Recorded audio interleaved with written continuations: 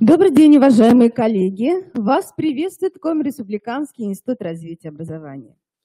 Мы очень рады, что сегодня в зале Института развития образования проходит Республиканский финансовый форум. Закономерно всегда финансовый форум рассматривает вопросы, связанные с финансовой грамотностью. Символично марафон финансовых знаний проходит именно сегодня, 10 ноября 2022 года, с участием великолепной команды, которая сегодня в этом зале. Уважаемые коллеги, мы все понимаем, что сегодня вопросы финансовой грамотности, они значимы для всех педагогов, для всех родителей и для всех субъектов образовательных отношений. Нет неравнодушных именно в решении данных вопросов. Потому что развитие функциональной грамотности и финансовая грамотность – это естественный компонент функциональной грамотности. Да, сегодня мы учим и учимся для жизни. Поэтому мы осознаем, что каждый наш ученик, каждый наш воспитанник сегодня включен в процессы формирования финансовой грамотности. И сегодня у нас уникальная площадка. Мы будем демонстрировать те практики включения в образовательные программы вопроса финансовой грамотности, которые именно в нашей республике имеют уже эффективное решение. У нас несколько моделей. Мы сегодня будем говорить о внеурочной деятельности. Мы рассмотрим вопросы интеграции общего образования и дополнительного образования.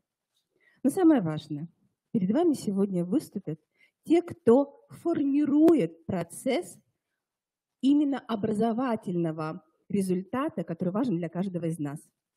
Это финансовая компетентность. Я хочу вам представить нашу великолепную республиканскую команду. И прежде всего, конечно, мы понимаем, что Алексей Павлович Маегов, заместитель министра финансов Республики Коми, закономерно присутствует в этом зале. Сегодня Министерство финансов – это идеологи формирования финансовой грамотности для всех наших граждан. Сегодня мы в центре именно тех событий, которые возглавляет Министерство финансов. И мы понимаем, что именно выстроенная система работы на уровне федерации, на уровне республики демонстрирует решение тех задач, которые стоят перед каждым из нас. Поэтому, уважаемые коллеги, я передаю слово Алексею Павловичу, который обозначит сегодня для нас и те новые задачи. И я думаю, что очень кратко, но представит нам те эффективные практики, которые на уровне федерации закономерно рассматриваются именно от республики с точки зрения уже готовых практических решений для педагогов. Алексей Павлович, вам слово.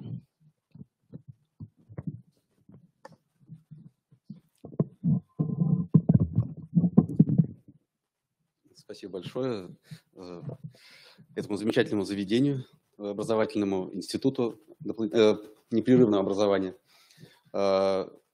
за предоставленную площадку. Это замечательное место, которое, естественно, будет объединять всех тех, кто будет участвовать в нашем уже 5-м форуме республиканском финансовом. И от лица Министерства финансов, от лица в целом правительства Республики Коми, я вас всех горячо, искренне приветствую. Вы наши коллеги, друзья, с которыми мы уже не первый год многими работаем на этом поприще. И я надеюсь, конечно, продолжим и в будущем вместе сотрудничать. В связи с тем, что ряд мероприятий, партнеров нашего форума проходят в период с 7 ноября по 1 декабря, то есть довольно-таки длительный промежуток времени, девизом нашего форума мы избрали марафон финансовых знаний. Марафон – долгий путь, длинная трасса, которую мы, конечно, все пройдем. Одним из основных навыков не только успешного человека, но и ответственного гражданина и достойного члена общества – это грамотность в целом, но и финансовая грамотность в том числе. Для формирования этого навыка необходимы и знания, и определенные умения. И поэтому внедрение элементов финансовой грамотности в учебный процесс позволяет не просто вырабатывать у детей и молодежи правильные привычки, но и решать более глобальные, глубокие задачи, содействие укреплению благосостояния людей, общества и страны в целом.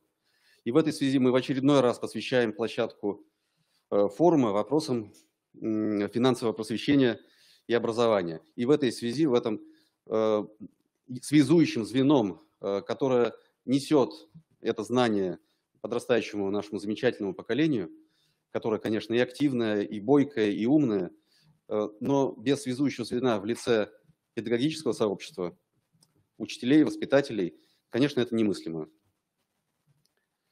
И в этой связи, конечно, у вас будет посвящен форум, и сегодняшние мероприятия будут посвящены и стратегическим моментам взаимодействия между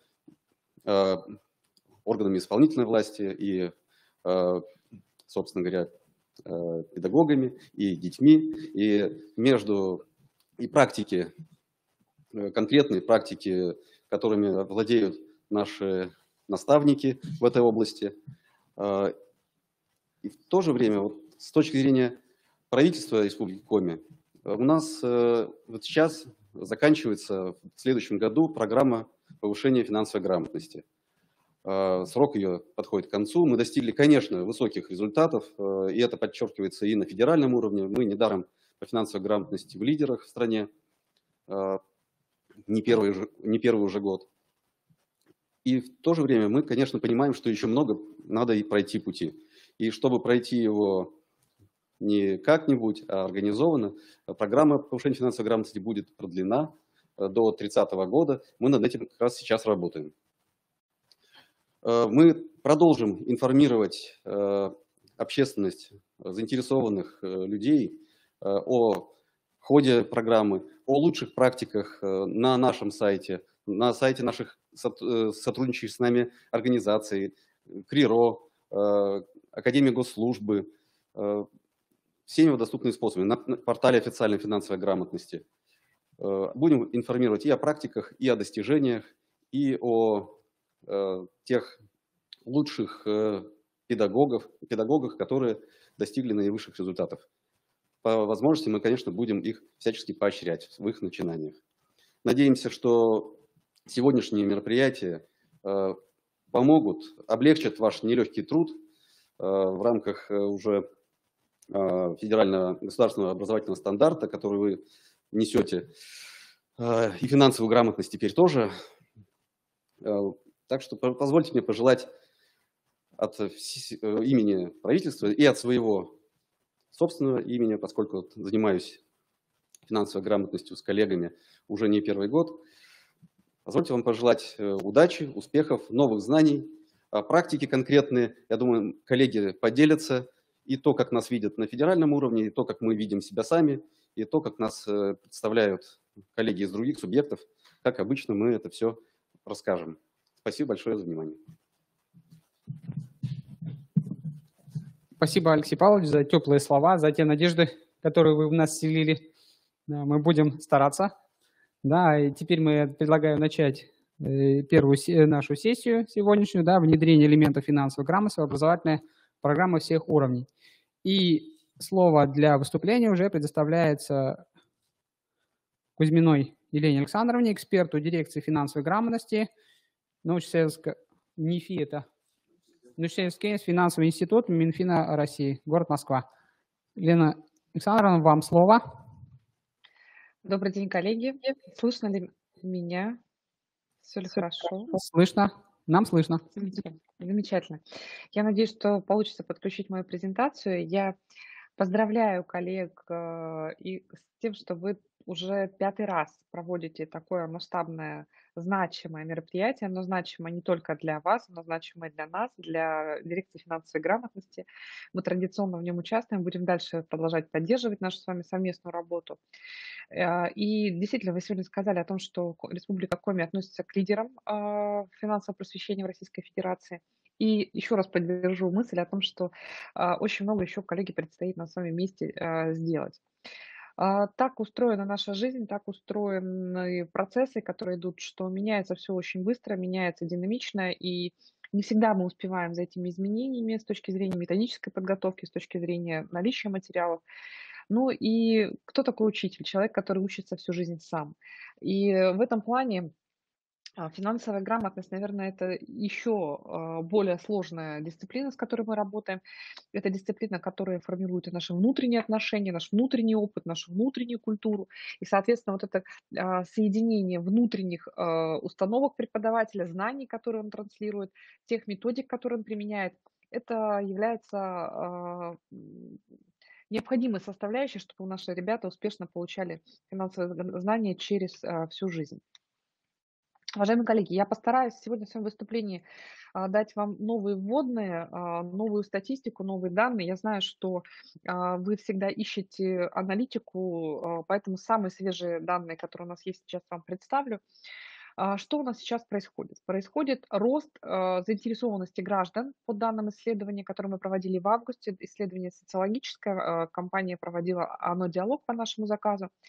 Мы наблюдаем, что заинтересованность в финансовой грамотности растет. Всегда растет заинтересованность в финансовой грамотности, когда страна испытывает сильные потрясения, потому что есть кредиты, с ними нужно что-то делать, потому что высокая инфляция, с этим нужно что-то делать, потому что возникают новые вызовы, задачи и проблемы, падает стабильность, и у людей возникает вопрос, как сохранить свой уровень благосостояния, как его повысить, как сделать так, чтобы вашей семье и вашим детям было комфортно. Поэтому запрос растет. С другой стороны, падает самооценка граждан в области финансовой грамотности. То есть чем больше люди погружаются в процессы финансовой грамотности, изучают их, тем больше возникает формат того, что они понимают, что знаний не хватает. И мы фиксируем этот запрос и понимаем, что граждане в первую очередь обращаются за информацией в онлайне, да, в интернете, начинают искать. И вообще, в принципе, так уже устроена наша с вами жизнь, что наши ребята, обучающиеся всех ступеней образования, всю информацию черпают в интернете. Кроме того, что они получают в онлайн-уроках, интернет, онлайн-формат, сервисы, ресурсы– это необходимая составляющая, которая для них является очень комфортным источником получения информации. Еще одним вызовом, кроме того, что мы говорим, что у нас потрясение и очень много форматов связано с тем, что нам приходится постоянно обновлять, актуализировать свои данные, еще одним вызовом, с которым столкнулись очень многие, является то, что 84% россиян сталкивались с финансовым мошенником. Зафиксировано убытка более 6 миллиардов. Все из 84% россиян, которые сталкивались, все те, кто потерял денежные средства, из них 82% граждан– это те, которые отдали свои данные о карточках банковских добровольно.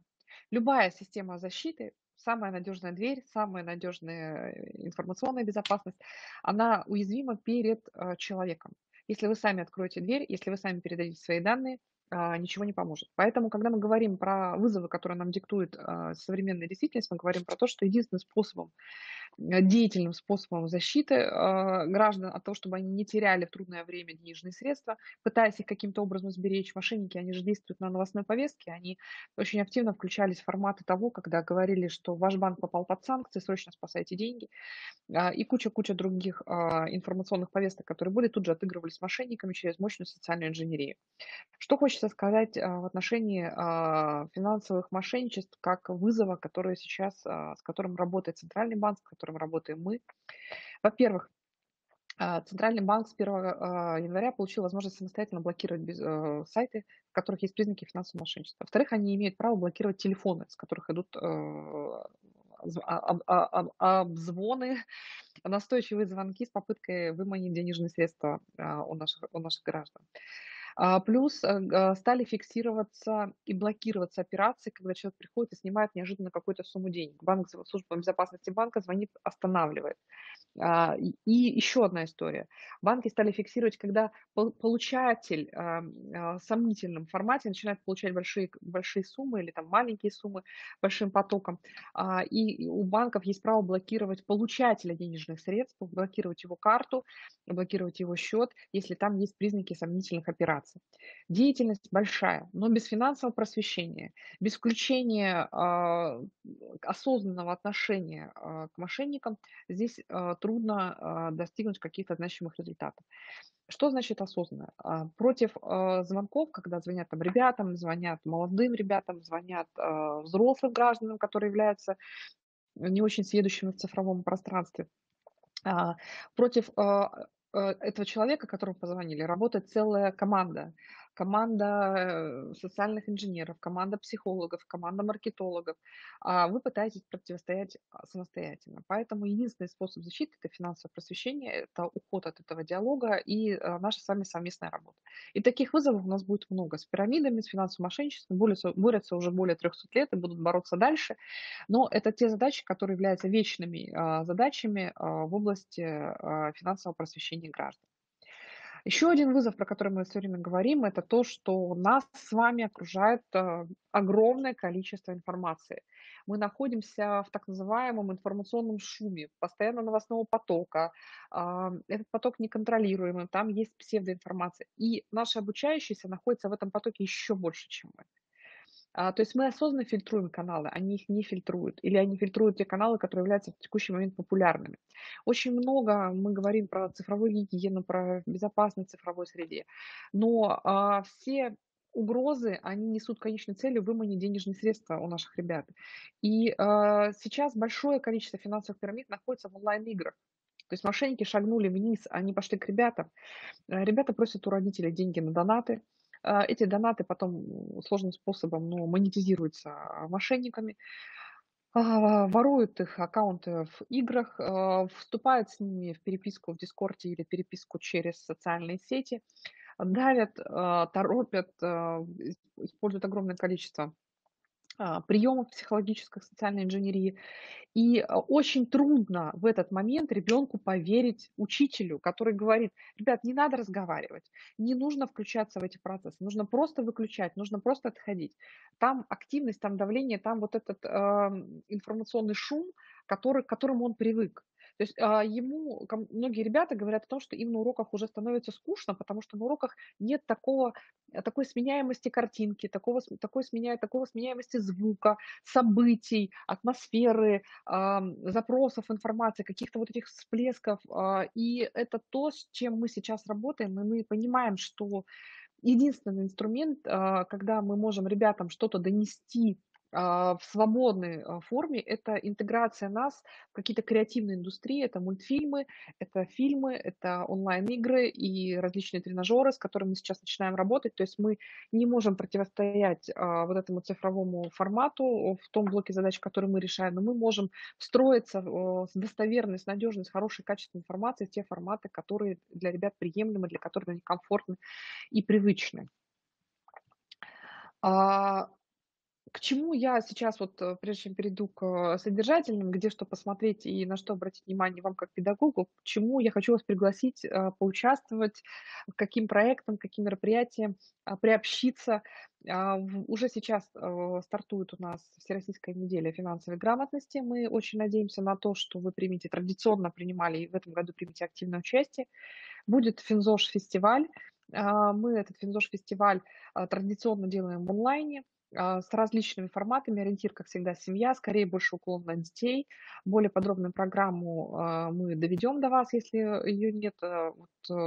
Мы всегда приветствуем к тому, чтобы к мероприятиям, которые мы делаем на федеральном уровне, была обратная связь от вас. Поэтому я очень прошу вас критически посмотреть на марафон, поучаствовать в нем и сделать предложение, что вы могли бы улучшить, чтобы предложить, чтобы вам было интереснее. И вам, и вашим обучающимся.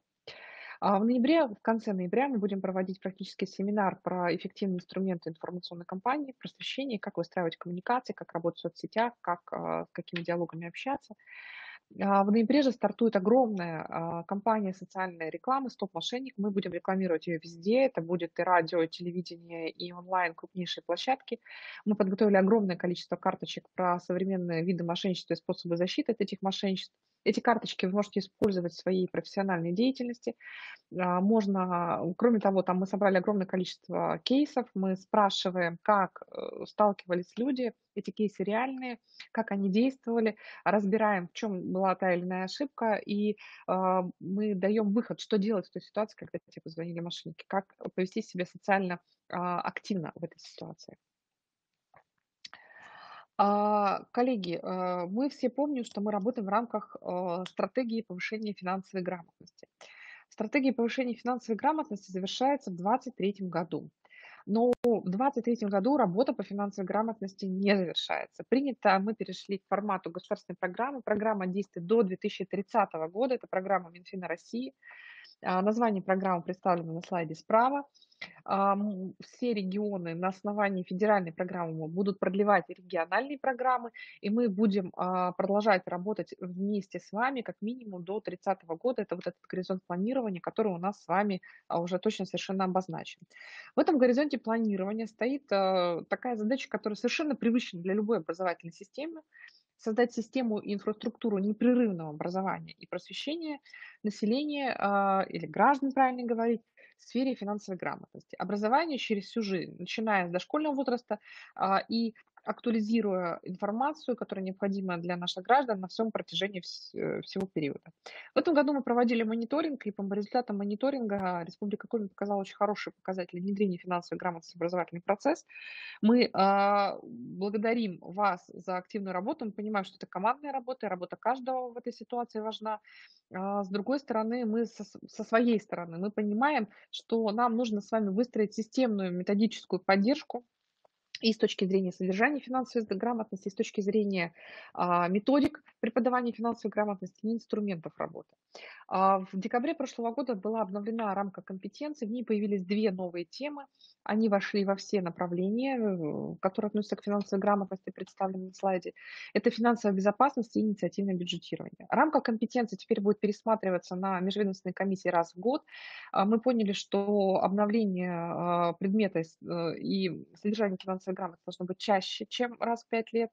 Поэтому будет ежегодный формат. Если, опять же, есть предложение, чего не хватает в этой рамке компетенций, пожалуйста, будем рады ее увидеть. Я привела, естественно, такую квинтэссенцию рамки. Рамка большая, серьезная, можно посмотреть ее более детально. Она находится на сайте «Мои финансы» в открытом доступе. Если есть какие-то предложения, рекомендации, вопросы в рабочем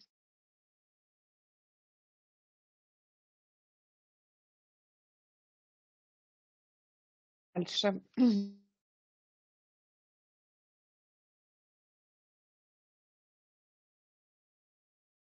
Стратегия, новые ВГОСы, про которые мы уже с вами много говорили, и появилась концепция развития дополнительного образования. Она была принята 30 марта текущего года, и в этой концепции дополнительного образования впервые появились термины финансовой грамотности. Мы очень приветствуем появление финансовой грамотности в составе функциональной грамотности, так это обозначено в рамках концепции развития доп. Образования.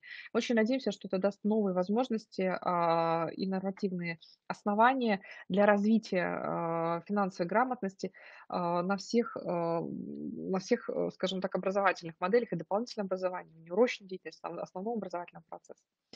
Методическое обеспечение, которое включает в себя рамку компетенций, то есть мы договорились о чем, что такое финансовая грамотность, да, о чем мы говорим в вопросах финансовой грамотности, что должен знать ребенок по завершению, какие результаты должны быть на базовом и продвинутом уровне. Это рамка компетенций.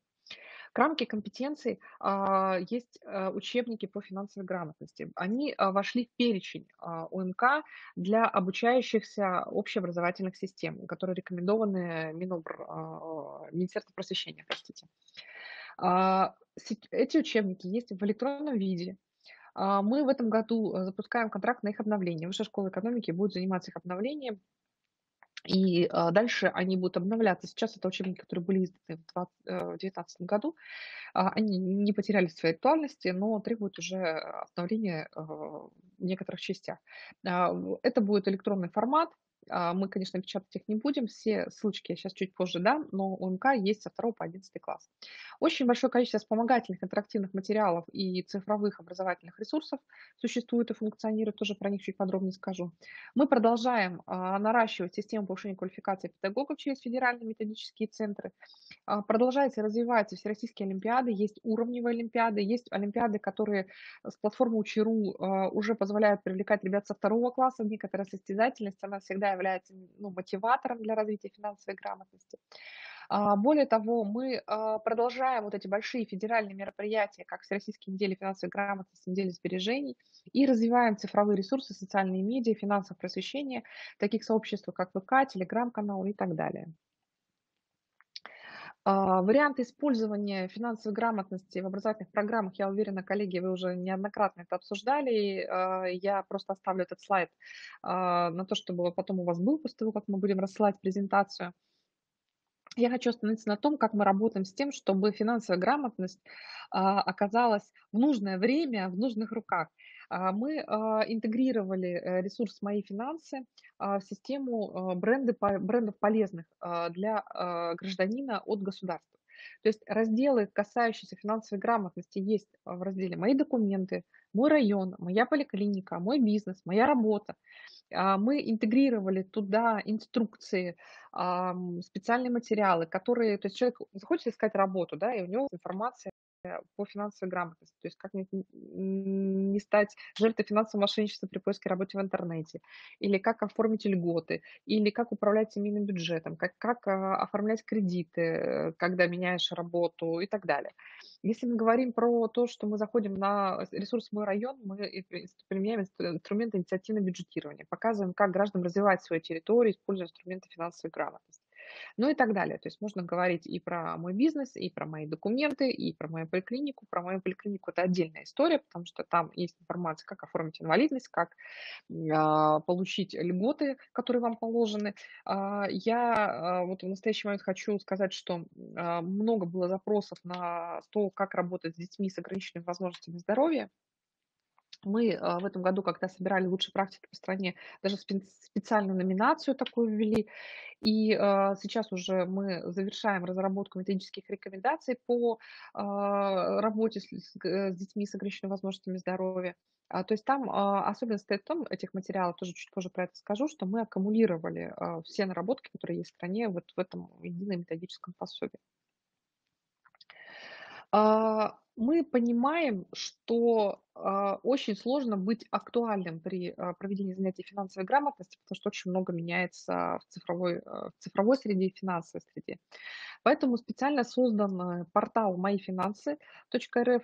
Там есть очень полезная библиотека. Мы постоянно работаем над тем, чтобы эта библиотека была удобнее. Мы ее пополняем, мы вводим новые хэштеги, мы работаем над ее идеологией. Мы очень надеемся, что этот инструмент будет полезен преподавателям, учителям, учащимся всех ступеней образования. Кроме того, у нас есть медиа-контент, это видеозаписи, смешарики, подкасты, то есть нас можно смотреть, слушать, читать, участвовать в онлайн-играх каких-то. То есть мы все форматы медиа, какие только возможно, стараемся подключать для того, чтобы вот в этой цифровой среде дать нужный ожидаемый контент для наших обучающихся. Мы очень надеемся, что портал «Мои финансы» станет вашим ресурсом в помощь педагогам. Мы сейчас там делаем личный кабинет для региональных органов власти, которые там будут собирать отчетность. И мы очень надеемся на то, что это станет такой действительно портал, единый портал, консолидированной информации. Поэтому, уважаемые коллеги, если у вас есть какие-то разработки, мы призываем вас, эти разработки, которыми вы хотите поделиться, нам их направлять. Мы выработали целую такую систему, как лучшие региональные практики по финансовой грамотности. В прошлом году вышел каталог по лучшим региональным практикам. Было отобрано 46 практик из 37 субъектов. В этом году уже было 116 практик из 70 субъектов. Я благодарю Республику Коми за то, что вы всегда активно участвуете. 2 ваши практики вошли в каталог. У меня здесь слайд немножечко не актуален про Южный федеральный округ. Я хочу просто поблагодарить за то, что вы активно участвуете. Очень интересные практики всегда в Коми Республики. Мне всегда очень нравится, что у вас не только про детей, а вы берете такие целевые аудитории, на которые многие регионы даже боятся заходить и смотреть. То есть вы берете для себя очень высокую амбицию, высокую планку, у вас все получается. Я благодарю вас, потому что в этом плане вы даете пример практики для других регионов, и они уже, опираясь на вашу практику, могут двигаться дальше, двигаться вперед. Про приоритетные направления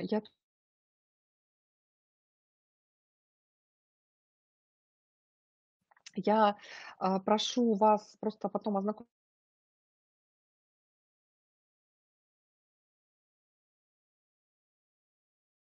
на QR-коды, про симуляторы и тесты по финансовой грамотности, то есть наведя телефон, вы можете получить ссылочку. Здесь и спортивные подвижные игры для детей по финансовой грамотности, здесь и настольные игры, которые можно применять в оффлайне, то есть оффлайн и онлайн. Мы запустили трекер вредных финансовых привычек. Это такая развлекательная история, в которой вы отвечаете на вопросы, и трекер рисует, сколько у вас вредных привычек, и мы очень надеемся на то, что он в игровом формате, но все-таки обратить внимание на те вопросы, над которыми нужно поработать в семье. Мы, еще раз повторю, развиваем финансовую культуру вместе с креативной индустрией. То есть в этом году у нас вышла премьера «Простоквашино». Будет еще целая серия специальных мультфильмов «Простоквашино» про Финзош. Мы запускаем проект вместе с киностудией Горького «Хочу все знать», проект про деньги. Вы видите, что если «Простоквашино» — это 5-8 лет, хотя смотрят и дети постарше. У меня ребенку 10 лет, он с удовольствием смотрит «Простоквашино». Есть вот этот проект «Хочу все знать» с киностудией Горького, он рассчитан на детей постарше. Будем рассказывать просто о сложном. Ну и мы продолжаем прокаты художественных фильмов. Мы надеемся на то, что эти фильмы ребята обязательно посмотрят и увидят разные модели, которые применить на себя. Мы запустили проект «Пушкин знает». Это проект, в котором есть видеоподкасты, в которых мы рассказываем о жизни творчества Пушкина, сравниваем его с образом поведения современного жителя России в вопросах управления финансами. Мы проводим конкурс «Читай, осмысливай, твори».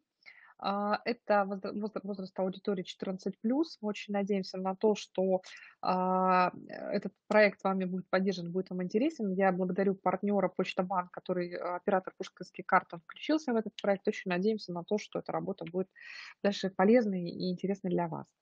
Календарь мероприятий традиционно мы ведем, и текущие мероприятия из календаря мероприятий, я надеюсь, что сегодня подключились не только представители Республики Коми, но и других регионов. Очень у вас всегда интересно послушать, очень интересные проекты всегда предлагаете. Но я призываю вас участвовать в мероприятиях других регионов. Это онлайн, пандемия нас многому научила. Если у вас появилась возможность, пожалуйста, подключайтесь к региональным мероприятиям, обменивайтесь практиками, смотрите, слушайте. Нам в хорошем смысле нужна насмотренность на проекты, как они реализуются в других регионах.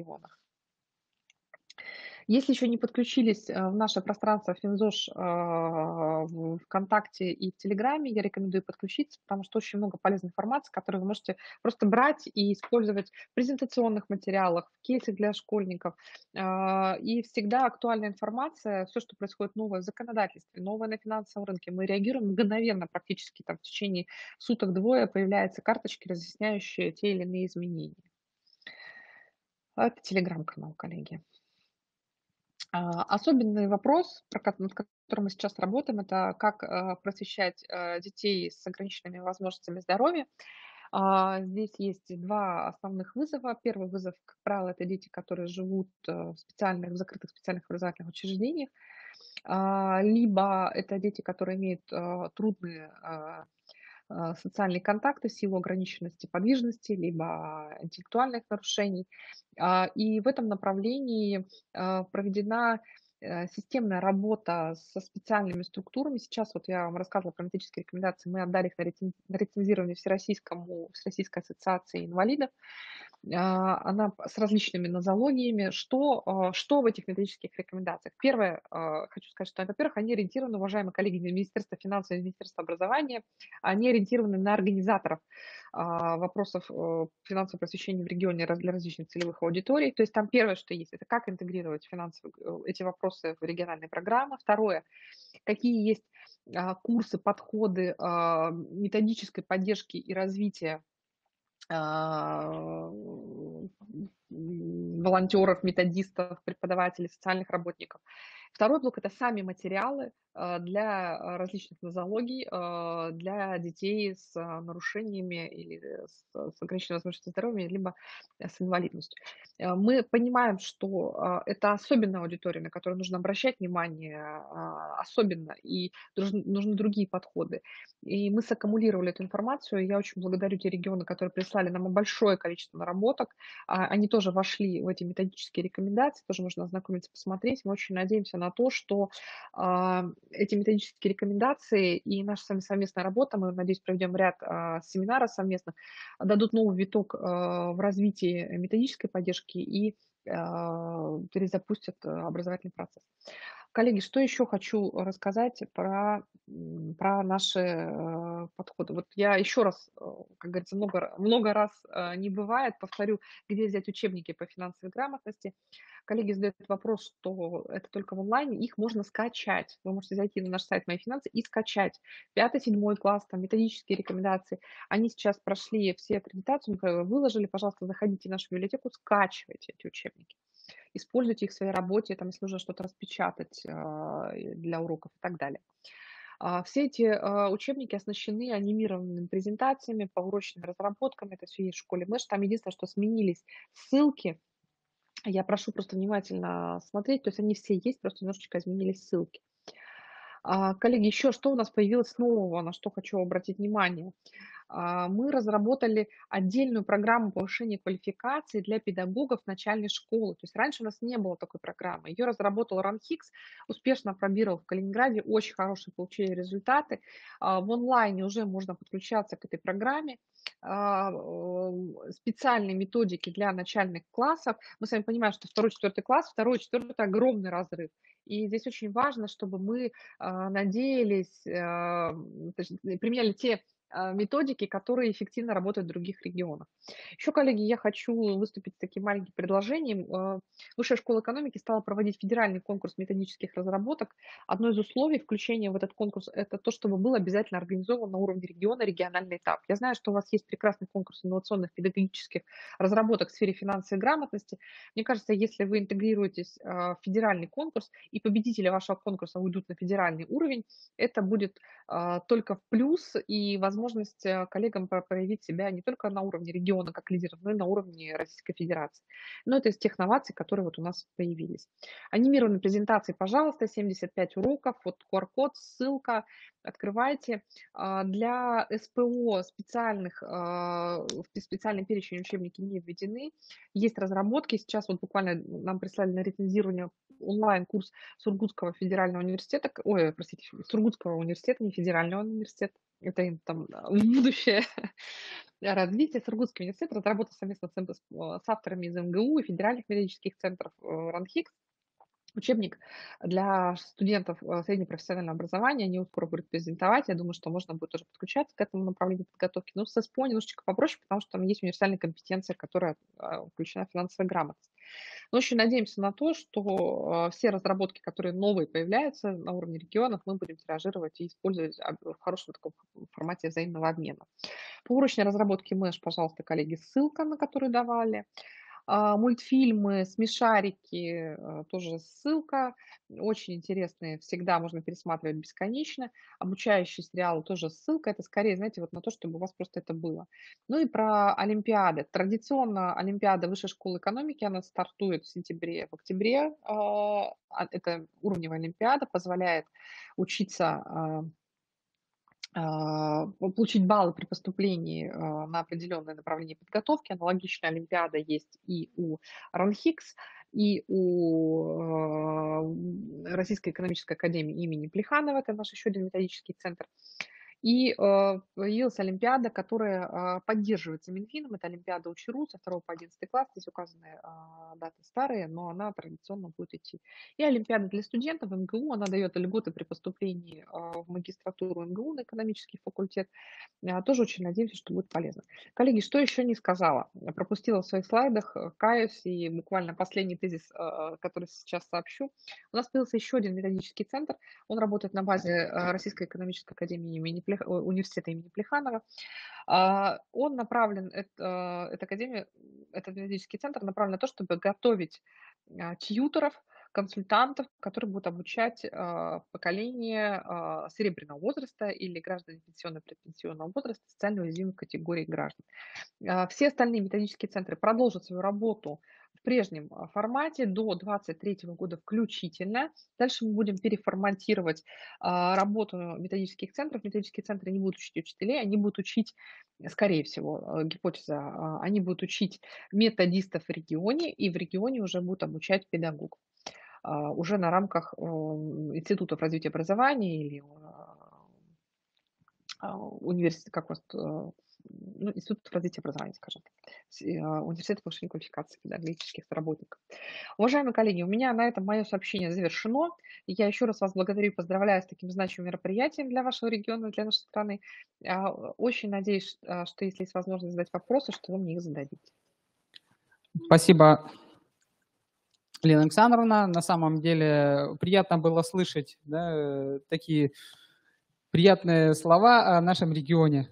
Да, спасибо, что нас похвалили. Отдельное спасибо на самом деле за тот объемный, насыщенный материал, да, полезный, много хороших ссылок. Насколько я понимаю, на страничке форума будут презентации все размещены, и участники смогут, соответственно, и те, которые не успели там что-то скачать QR-код, кликнуть и перейти на соответствующее. Да-да.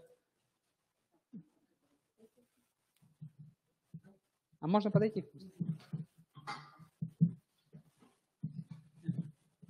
Елена Александровна, добрый день. Добрый день, уважаемые участники сегодняшнего мероприятия, форума финансового. Я бы хотела ответить на то предложение Елены Александровны в части организации регионального этапа конкурса методических разработок, который организуется в федеральном учреждении. Мы уже рассматриваем эту возможность. Я считаю, что это целесообразно сделать. Тем более это полезно для наших педагогов будет то, что они выйдут на второй этап уже федерального конкурса и получат соответствующее вознаграждение и оценку. Да. И еще раз спасибо за то, что вы оценили наш труд. Действительно, огромный труд Республики Коми по разнообразию практик по финансовой грамотности.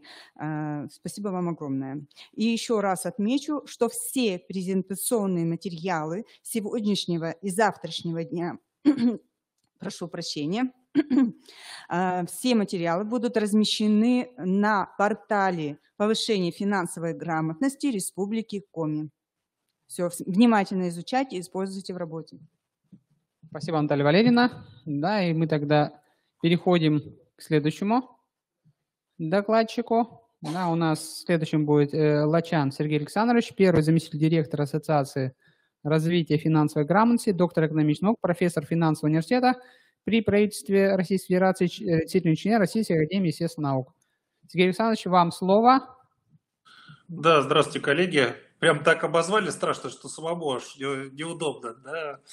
Ну, я на текущий момент хотел бы, знаете, обратить внимание немножко, уйти так немножко от методических историй и как-то более творчески, что ли, подойти к поставленной задаче, потому что предыдущая докладчица у нас практически все основные идеи осветила, и все основные моменты были раскрыты. Это приятно. Приятно, что мы вместе формируем ту как раз метавселенную и ту финансовое просвещение, и то пространство, которое позволяет нам всем вместе достигать наиболее высоких результатов в вопросах финансовой грамотности и финансовом просвещении.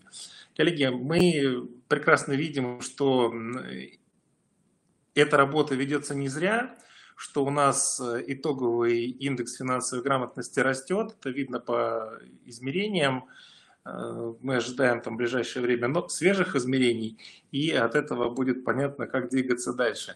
Но мы совместными усилиями вкладываем очень много своего труда в то, чтобы вот эти современные вызовы, которые нас немножко останавливают, которые мешают нам в период вот этих ресурсных ограничений формировать, наверное, правильное отношение к деньгам и правильное отношение вообще к финансовым ресурсам, к финансовому рынку, оно в любом случае должно быть, оно никуда не уходит, финансовый рынок остается, финансовый рынок по-прежнему является одной из ключевых задач, развитие финансового рынка одной из ключевых задач развития современной экономики, современного правительства. И мы вот с точки зрения Ассоциации развития финансовой грамотности пришли к пониманию того, что повлиять мы можем в основном только на знания. И это единственная сфера, на которую мы можем оказать существенное воздействие, существенное влияние, чтобы прийти к тому, чтобы люди сами понимали, куда они идут, на что они соглашаются, чтобы они понимали даже простейшую разницу между кредитом и займом, да, или я всегда, когда общаюсь со своими студентами, я начинаю их на первой лекции спрашивать: дети, скажите, сколько нужно денег, чтобы мне потратить, чтобы вы получили 100 рублей зарплаты? Все сразу вспоминают про 13%, начинают 100 умножать на 13, получают 113. Я говорю: отлично, теперь отнимите 13%, и что вы получите? Они получают 98, говорят: а где 2 рубля? Я говорю: не знаю, вы финансово безграмотные. Как такое может быть, что вы сами себя обделили на целых 2 рубля? А это 2% от общего объема. А если бы у вас было не 100 рублей, а 100 миллионов, это, извините, уже совершенно другие деньги. И вот этот вот эффект масштаба, он и в уме, и на бумаге, он на малых цифрах начинается. И понимание малого дает видение большого. Здесь существенная роль отводится и педагогам, и различным региональным органам исполнительной власти, и федеральным органам, и институтам разным. Мы здесь все находимся в таком тесном взаимодействии по формированию финансовой культуры у населения. И формирование этой финансовой культуры, оно, знаете, вот в моем понимании, финансовая культура складывается из 3 круг Геллера, которые вы видите сейчас на экране. Это 3 составляющие финансовой культуры. Это доступность, осведомленность и безопасность. И финансовая культура есть та точка, это вот цифра 1 в центре пересечения всех 3 кругов. А финансовую грамотность я воспринимаю как степень соответствия тех знаний, умений, навыков, которые есть у человека, вот общественному знанию, общественным знаниям, умениям и навыкам, то есть общественному пониманию, что такое финансовая культура, потому что складывается это из деятельности множества институтов, юридических лиц, деятельности различных институтов государственной, общественной, так сказать, и коммерческой составляющей. Коллеги, Ассоциация развития финансовой грамотности в этом вопросе, она ставит себе задачу создать условия качества жизни и благополучия для граждан и стать таким центром притяжения, который позволяет решать задачи творчески, оперативно, достигать высоких результатов финансового просвещения. И мы объединяем основных игроков финансового рынка в различных сферах деятельности, и в страховой деятельности, и с пенсионными фондами активно сотрудничаем, и с банками, и постоянно пополняется число наших участников, что позволяет нам реализовывать все больше и больше количество программ, дотягиваться до трудовых коллективов через банковские структуры и решать основные задачи. В рамках решения основных задач нами была разработана стратегия развития ассоциации, которая включает 5 основных направлений: развитие волонтерского движения, поддержку проектов, формирование научно-методической базы, повышение доступности и эффективности мер финансового просвещения и популяризация финансовой грамотности. Все вы прекрасно понимаете, что волонтерское движение – это важно, и волонтеры – это люди, которые безвозмездно отдают себя, свое время, свои ресурсы на решение каких-то важных стратегических задач или важных для себя задач в пользу третьих лиц. Понимаете, наверное, при решении любых задач можно подойти с нескольких точек зрения. Можно заставить человека ошибиться и объяснить ему на его ошибке, как это работает. А можно предупредить человека об этой ошибке и не дать ему ошибиться, и точно так же объяснить ему, как это работает. Вот мне кажется, что волонтеры – это люди, которые стараются обеспечить других людей возможностями не попасть в те сложные жизненные ситуации, в те ямы, которые существуют на дороге, да, стараются обеспечить безопасность движения населения и каждого человека отдельно на пути финансового просвещения. А мошенники как раз наоборот стремятся, так сказать, всячески доставить неудобства, чтобы люди ошибались, и мы поэтому реализуем ряд интересных проектов по борьбе с мошенниками в том числе. Коллеги, ну буду достаточно краток. У нас на текущий момент есть 3 учебника, которые вы видите на экране, основы финансовой грамотности, которые разработаны, и вы с этим документом, с этими учебниками, с этими материалами хорошо знакомы. «Цифровой мир. Финансовая грамотность», который разработан Светланой Толкачевой. Буквально недавно у нас вышла новая книга «Папа, мама, дайте денег». Книга как раз «Как воспитывать у детей разумное отношение к финансам». Недавно была презентация. Сейчас автор книги находится в Новосибирске на очередной презентации, на работе, отрабатывает с регионами возможность повышения финансовой грамотности в рамках одного из наших мероприятий. Коллеги, но кроме этого, вот есть QR-коды, тоже ссылки, чтобы можно было с этими учебниками ознакомиться. У нас проходит регулярный конкурс программно-методических комплексов «Основа финансовой грамотности» по разным уровням образования программно-методических комплексов. Мы сейчас завершаем переговоры с Высшей школой экономики, чтобы тот конкурс, который был анонсирован предыдущим докладчиком, и наш конкурс были единым конкурсом и не создавали, так сказать, неоднозначности трактовки, то, что у нас есть множество разных конкурсов с относительно одинаковым названием. Также, как вы знаете, у нас реализуется всероссийская программа «Дни финансовой грамотности в образовательных организациях». Вы тоже можете в этих программах участвовать активно. Регулярно проходят цифровые недели финансовой грамотности. Вот в апреле текущего года охват по Орлу был более 400 тысяч человек по этой программе. Это не считая отдельных мероприятий, которые параллельно прошли на Орловском радио, где очень сложно посчитать охват. Помимо этого, у нас существует множество разных конкурсов, связанных с языковым творчеством, с какими-то другими вопросами творческого характера. Когда мы выбирали, и вот идея конкурса из 40 терминов, русскоязычный аналог, и такой делали перевод в свободной форме известных финансовых слов. Значит, помимо этого, в части поддержки проектов в сфере финансовой грамотности у нас существуют различные виды поддержки. Помимо финансовой поддержки есть еще экспертная, информационная, методическая и административная. Это по всем проектам, которые подаются у нас и по которым осуществляется поддержка проектов. Поддержка, вне зависимости от того, финансовая или не финансовая, она еще осуществляется и с помощью преакселератора.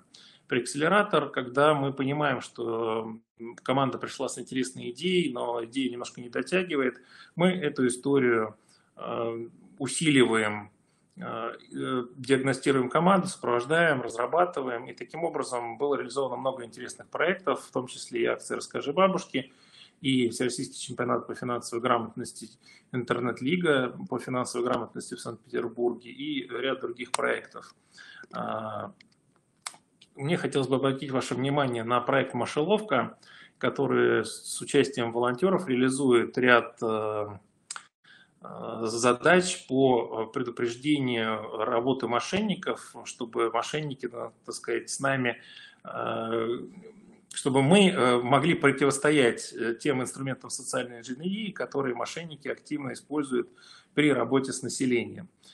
Также из мошеловки выросла такая интересная программа и такой интересный проект, как «Моя финансовая история», когда люди, которые попали в ту или иную ситуацию, которые прошли через мошеловку и просто-напросто хотят поделиться своей финансовой историей, Они рассказывают свои финансовые истории, размещают эти истории на определенном сайте. Вы можете познакомиться с этими кейсовыми ситуациями, отработать, посмотреть, может быть, что-то взять для своей работы с детьми или для работы с какой-то другой целевой аудиторией.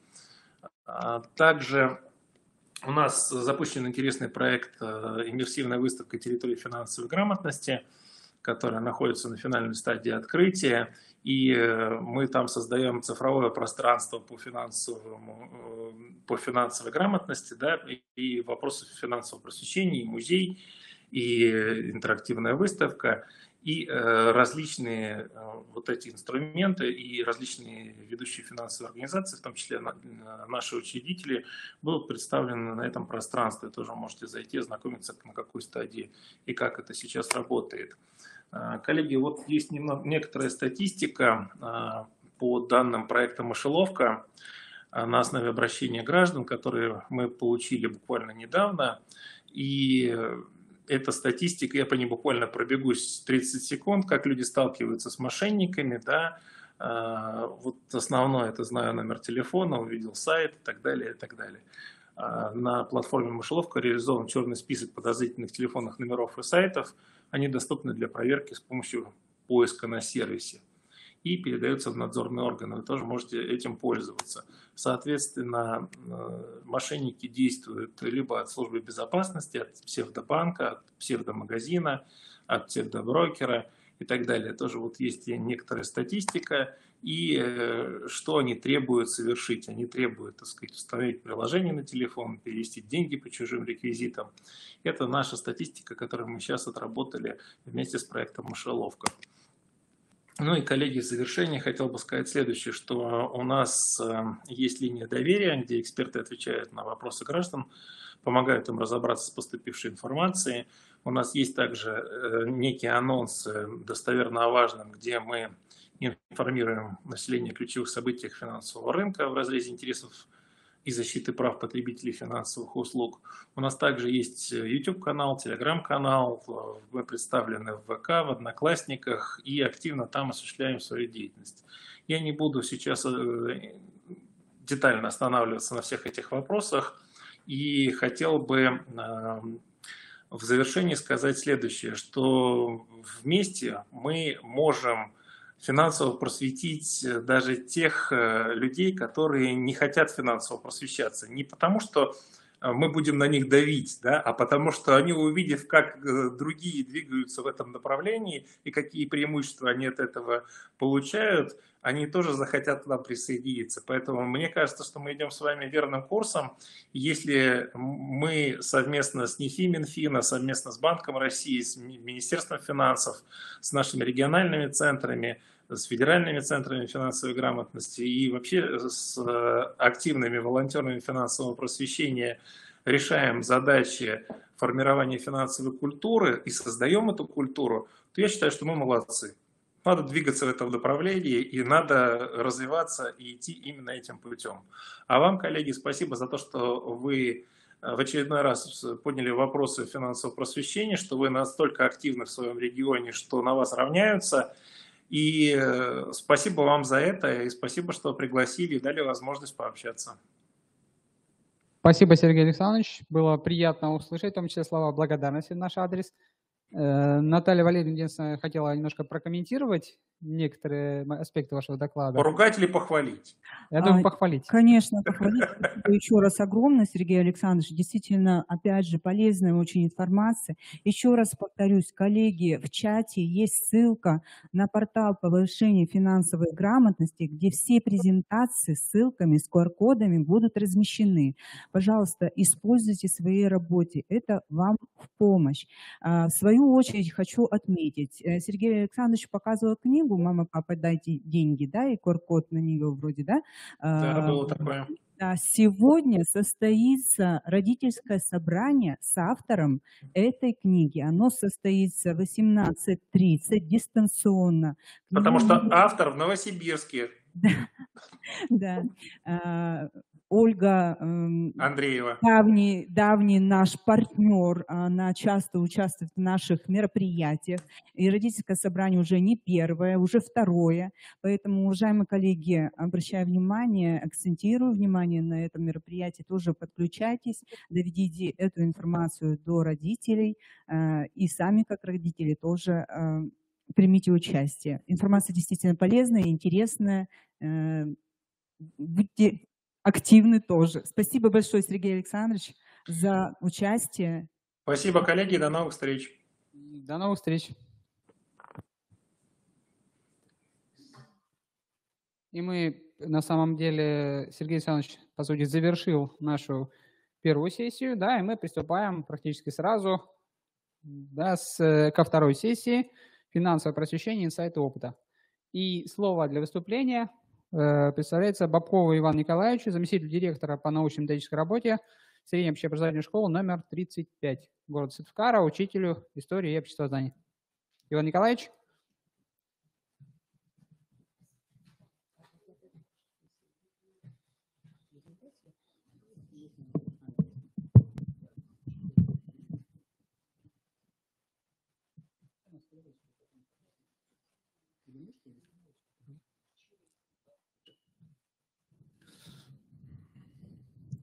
Добрый день, уважаемые коллеги. Сразу в практику уходим, да, сразу на уровень школы спускаемся. Вот. Но я хочу сказать, что я представляю школу, которая в прошлом учебном году очень серьезно погрузилась в вопросы финансовой грамотности, поскольку школа на муниципальном уровне была определена одной из базовых площадок для формирования финансовой грамотности школьников. Вот. И я, наверное, представлю опыт нашей школы именно больше в рамках внеурочной деятельности, каких успехов мы добились.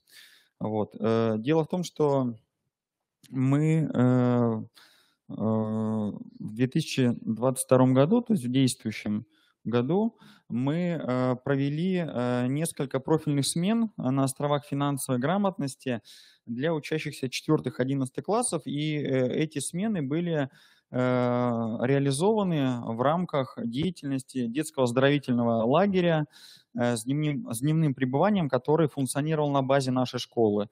Мы провели 3 смены. Вы видите, что мы начали в марте на весенних каникулах, потом мы продолжили реализовывать смену уже в июне.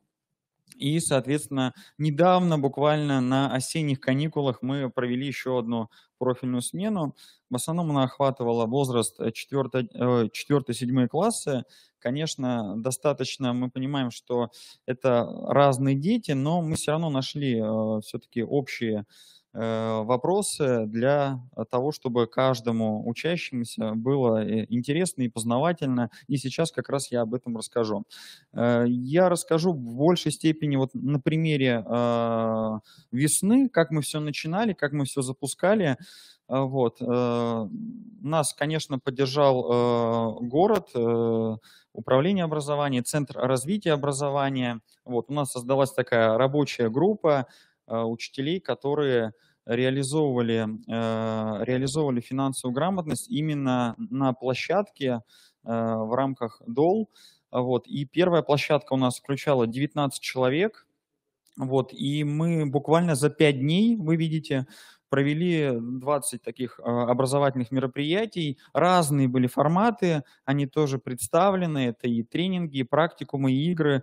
Вот. И, конечно, мы, когда начинали это все, мы понимали, что если проводить чисто мероприятие, то, наверное, не будет понятно, вот для чего это все. Вот. Поэтому, когда мы готовились к первой смене, в марте мы собирались с коллегами из других школ для того, чтобы все-таки обдумать, а что это будет ли какой-то общий сюжет. И действительно, сюжет состоялся. Дело в том, что сами по себе мероприятия, они были частью большого события. И это большое событие, оно действительно касалось деятельности наших ребят на так называемом острове финансовой грамотности, на котором они оказались. И у детей были установлены свои правила, свои финансовые отношения, была установлена вот валюта собственная, пиастра. И понятно, что дети каждый день должны были выполнить, наверное, какие-то полезные действия, чтобы все-таки заработать, и в то же время у детей были определенные расходы. Вот, поэтому, конечно, сделки совершались каждый год, вот, каждый день точнее, да, и, конечно, в заключении нашей смены это, конечно, состоялся аукцион, то, что дети заработали, дети могли в данном случае каким-то образом потратить на то, что считали нужным. Вот. И, конечно, это был прям замечательный праздник, замечательное событие для детей. Вот. И тем самым дети все-таки понимали, во-первых, значимость вопросов финансовой грамотности и в какой-то степени даже значимости своей роли в этих ситуациях. Поэтому, конечно, и графикация, она дала определенные результаты, и действительно у нас здесь очень много что получилось. Мы это чуть позже еще увидим. Вот. А чуть все-таки подробно я хочу рассказать еще о том, как это все происходило и какие вопросы мы успели рассмотреть. 9 вот мы выделили таких ключевых тем. Вот, конечно, мы во многом тут руководствовались содержанием разных авторских программ по финансовой грамотности. Вот, мы начали, то есть мы видим, что первая тема – это введение как бы в курс финансовой грамотности, и дети у нас здесь, конечно, ну вот я вспоминаю на примере, допустим, литературы, потому что здесь участвовали в реализации этой программы учителя нашей школы и не только. Вот. И внутренний ресурс как раз он был связан с учителями-предметниками, это учителя русского языка, литературы, например, которые работали с детками, и на примере конкретных литературных произведений дети пытались все-таки оценить поведение персонажей, героев именно с точки зрения финансов. И вот первую тему вы увидите, какие компетенции, личные характеристики формировались у детей. Второй блок – это деньги, их история, виды, функции. Здесь у нас тоже было несколько мероприятий. Одно из них, например, выпускница нашей школы, мы очень активно тоже со своими ребятами пытаемся держать коммуникацию, она от своего деда вот продолжает, скажем так, такую традицию по коллекционированию монет. И она вышла вот с таким тоже мастер-классом и ребятам рассказала вообще, какие деньги были и какие деньги вот у них в коллекции, вот, и для чего это. Поэтому, конечно, здесь дети посмотрели это все. В основном это советская нумизматика. Третий вопрос, это, вы видите, третий блок, это личное планирование, семейный бюджет. Здесь было очень много мероприятий на эту тему, были различные квизы, викторины, приходили к нам гости, партнеры, мы об этом тоже чуть позже скажем, но действительно мероприятия были очень важны, потому что дети все-таки на примере, опять же, своих личных, они понимали, что да, надо составлять доходы, расходы, да, они понимали, как формируется семейный бюджет. Четвертый блок – это экономические отношения, здесь человек и государство, и здесь мы больше, наверное, ну, поскольку такой возраст, мы больше сделали акцент именно на налоговую систему, и дети немножко вот узнали по поводу сущности налогов. Да? Мы не уходили здесь в пенсионное законодательство, например, там вопросы, да, пенсии, поскольку, наверное, для детей пока еще в этом возрасте сложно в этом разобраться. Пятый блок – это услуги финансовых организаций. Здесь тоже к нам приходили разные гости. Конечно, особенно мы говорили про банки и банковские карты. Вот, и как раз с этим мероприятием тоже к нам Наталья Валерьевна приходила и рассказывала об этом, да, и работала с ребятами. Мы тоже это все увидим чуть позже. Вот, 7-й вопрос, он касался финансового мошенничества. И даже здесь на примере работы с банковскими картами, когда занятие началось, Наталья Валерьевна попросила детей, ну, задавала вопросы, которые касались, вот, насколько они компетентны в этой теме. И дети сразу достали свои банковские карты. Оказалось, что у половины ребят есть они junior карты, и, соответственно, они все эти элементы, которые относились к банковской карте, рассмотрели и с точки зрения рисков, которые связаны с финансовым мошенничеством. 8-й блок, вы видите, сбережения, и 9-й предпринимательство мы тоже немного касались. Вот. Это что касается структуры и планируемых результатов. Если говорить о межпредметных связях, то они тоже здесь представлены. Конечно, это касались... Здесь, во-первых, работали и учителя истории обществознания, и мы с этой точки зрения с ребятами разговаривали. Если это 4-й класс, то это окружающий мир. С точки зрения истории я вам тоже вот в качестве примера привел советскую нумизматику и занятие, которое было проведено. Каждый день у нас была так называемая финансовая математика, когда ребята все-таки вычисляли, и мы понимаем, что это очень важно, что мы можем много говорить о финансовой грамотности, но если у ребят не будет базовых важных умений по вычислению, то здесь будет очень сложно, да, поэтому математика, она очень важна. Про литературу я сказал, частично мы касались географии и частично мы касались технологии. Если мы говорим про партнеров, мы понимаем, что наши смены бы не состоялись именно полноценными, поэтому, конечно, нам помогали коллеги. И это был не только внутренний ресурс, как вы понимаете. К нам приходили с Минфина, к нам приходили со Сбера, с Департамента финансов, Центр делового сотрудничества, университет, юношеская библиотека, Центр гигиены, эпидемиологии тоже очень активные. Вот. И также, конечно, с нами работает постоянно это управление образования. Осенью мы пригласили замечательный центр семейного образования «Сияние Севера». Дети поиграли в настольные игры, не просто поиграли, а опять же, они осознали важность финансового благосостояния и все-таки более серьезно стали относиться к тем действиям, которые совершают в повседневности. Конечно, это региональный центр повышения финансовой грамотности. Осенью у нас было муниципальное учреждение культуры города Сыктывкара. Вот. Ну и мы постоянно сотрудничаем с 16-й школой. Ребята из 16-й школы сами школьники приходят к нам в гости и проводят мероприятия. Вот. Понятно, что мы, когда это все проводили, мы поняли, что важно, чтобы мы все-таки об этом говорили, и мы постоянно, ежедневно это делали в своих официальных группах ВКонтакте. Вот. Конечно, мы обратную связь очень большую тоже увидели, и это все, естественно, распространялось через группы классных руководителей. Ну вот примеры в данном случае наших публикаций.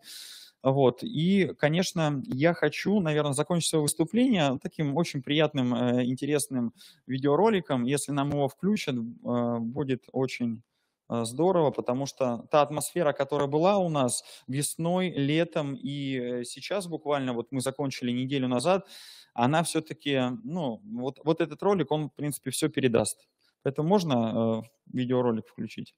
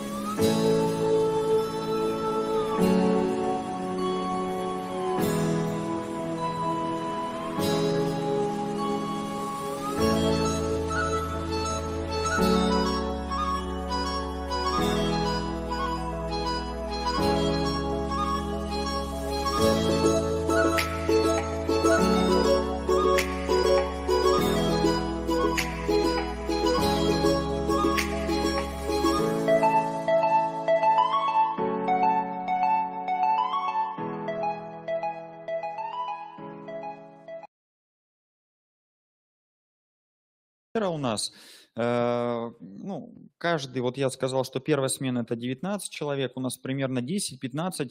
Мы именно работаем с теми ребятами, которые действительно хотят вот погрузиться в мир финансов, поэтому мы вот для себя пока делаем вывод, что детский оздоровительный лагерь, хоть он и с дневным пребыванием на базе школы, это очень эффективная форма работы с ребятами, поскольку мы в таком интенсиве 5 дней, да, вот последний раз было 4 дня, но мы действительно смогли погрузиться и создать такое большое вот для школы, в рамках школы такое образовательное событие. Вот. Ну, а что значит идеальное? То есть мы здесь выходим на те, опять же, умения важные, которые ребята приобретают в процессе участия в этой смене по финансовой грамотности. Поэтому благодарю за внимание, готов ответить на вопросы.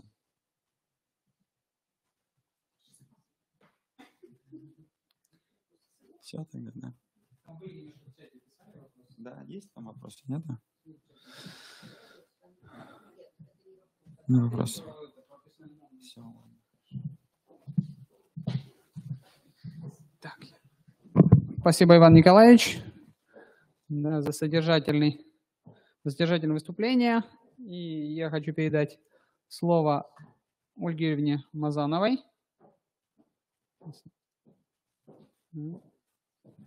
Угу. Кандидат педагогических наук, учителю Республиканского центра образования город Сыктывкар.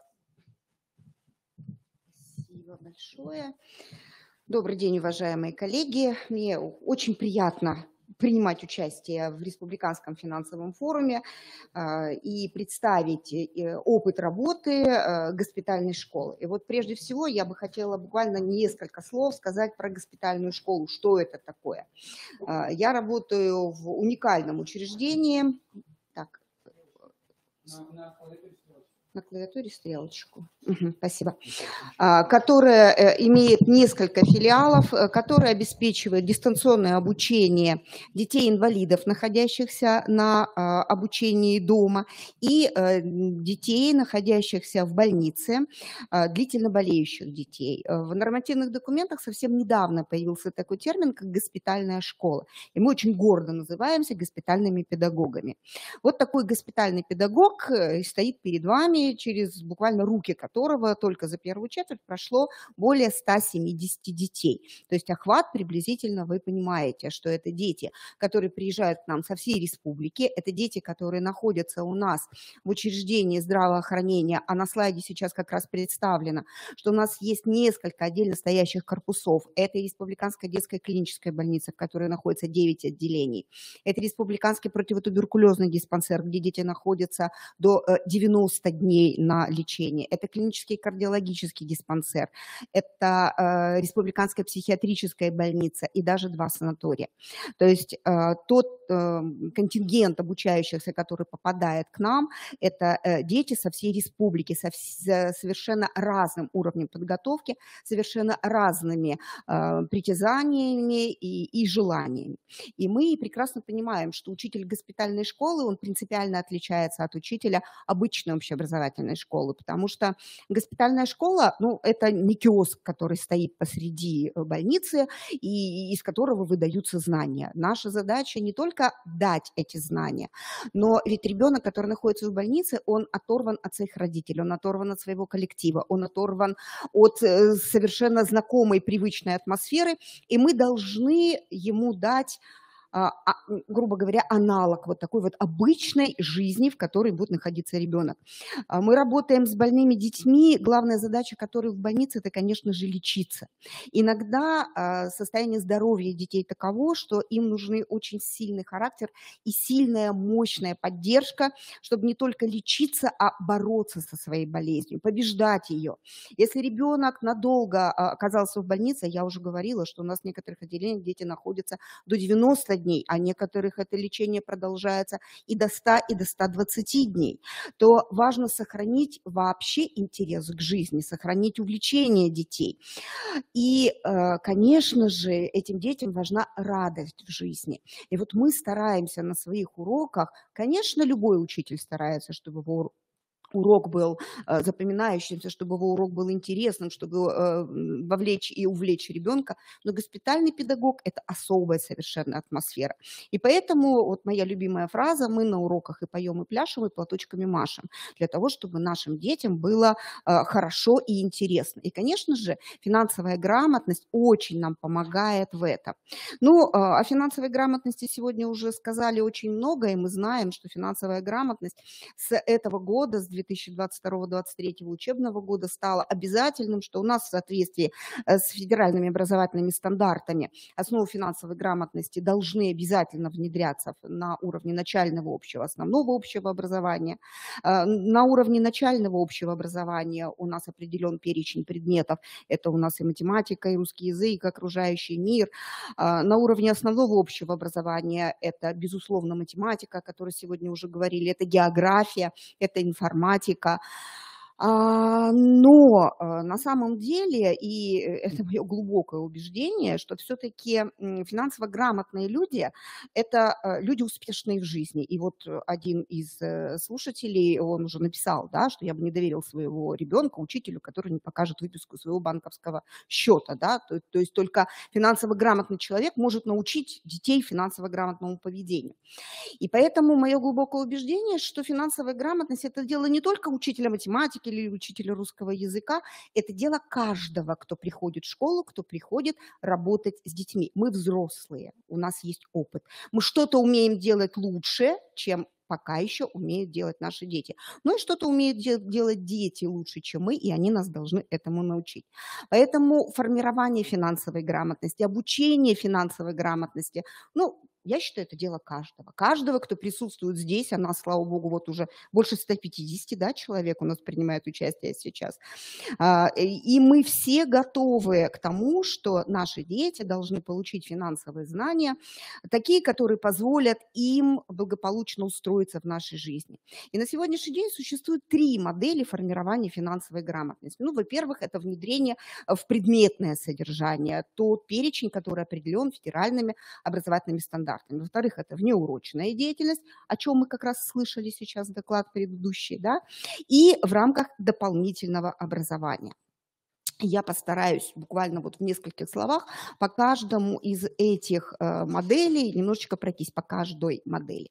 Ну, прежде всего, если говорить о предметном содержании, то с предметным содержанием почти все нормально, поскольку проект федеральных образовательных стандартов, он был достаточно долг на обсуждение, мы были готовы к тому, что будут внедряться в содержание основных предметов, которые включены в учебный план.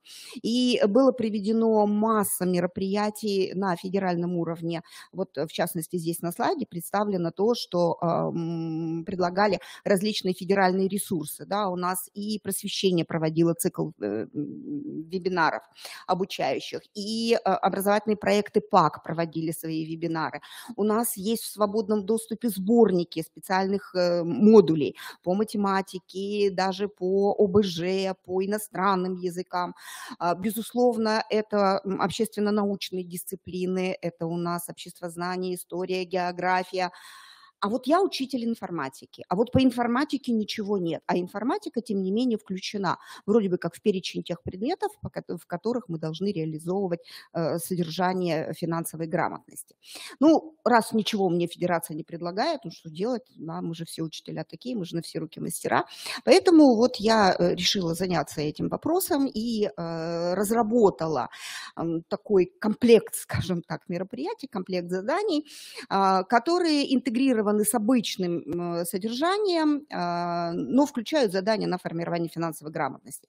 Это вот выполнение практических заданий в графическом редакторе с изображением там денежных знаков, банковской карты, безопасность этой банковской карты, да, это знакомство с прикладными программами для ведения финансов, это составление различных алгоритмов, там, снятие денежных средств, например, приобретение валюты и так далее. И для старших классов там, написать программу для, ну, там, чего-нибудь, да, например, там, для расчета накопления там, нужной суммы, либо для определения количества денег, которые ребенок получит там сдачу, либо определения там процентов по вкладу, по кредиту и так далее.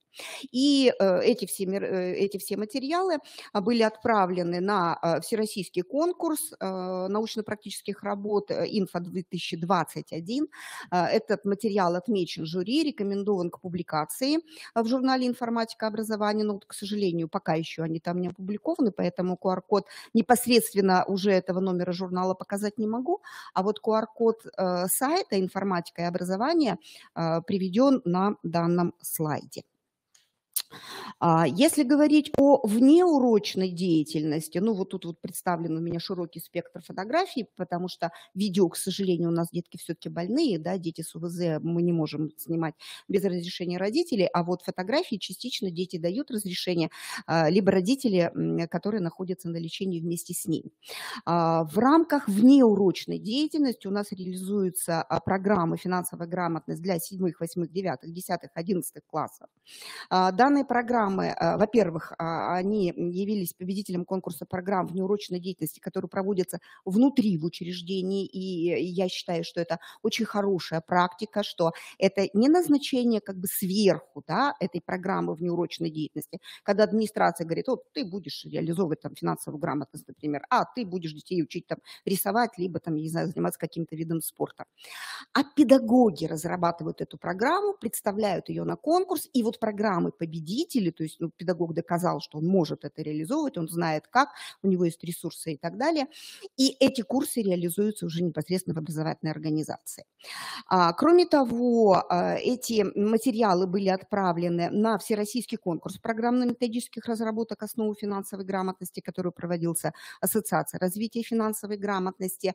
У нас там по старшей школе 1 место, и тоже ссылочка, где можно скачать эти материалы. Что же мы делаем в рамках внеурочной деятельности? Это, конечно же, участие в онлайн-уроках, которые проводятся Банком России. Мы принимаем участие в разработке, в апробации игр, которые предлагаются проектом «Дол-игра», игры по финансовой грамотности. И вот как раз верхние фотографии – это вот игра «Финансики», которая размещена на этом сайте. Это различные олимпиады, которые проводятся на платформе Учи.ру. Ну, помимо того, что мы принимаем участие в том, что нам предлагается, мы, конечно же, разрабатываем игры сами. Это и компьютерные игры, я еще раз напоминаю, я же учитель информатики, да, поэтому мы именно это и делаем в рамках уроков информатики.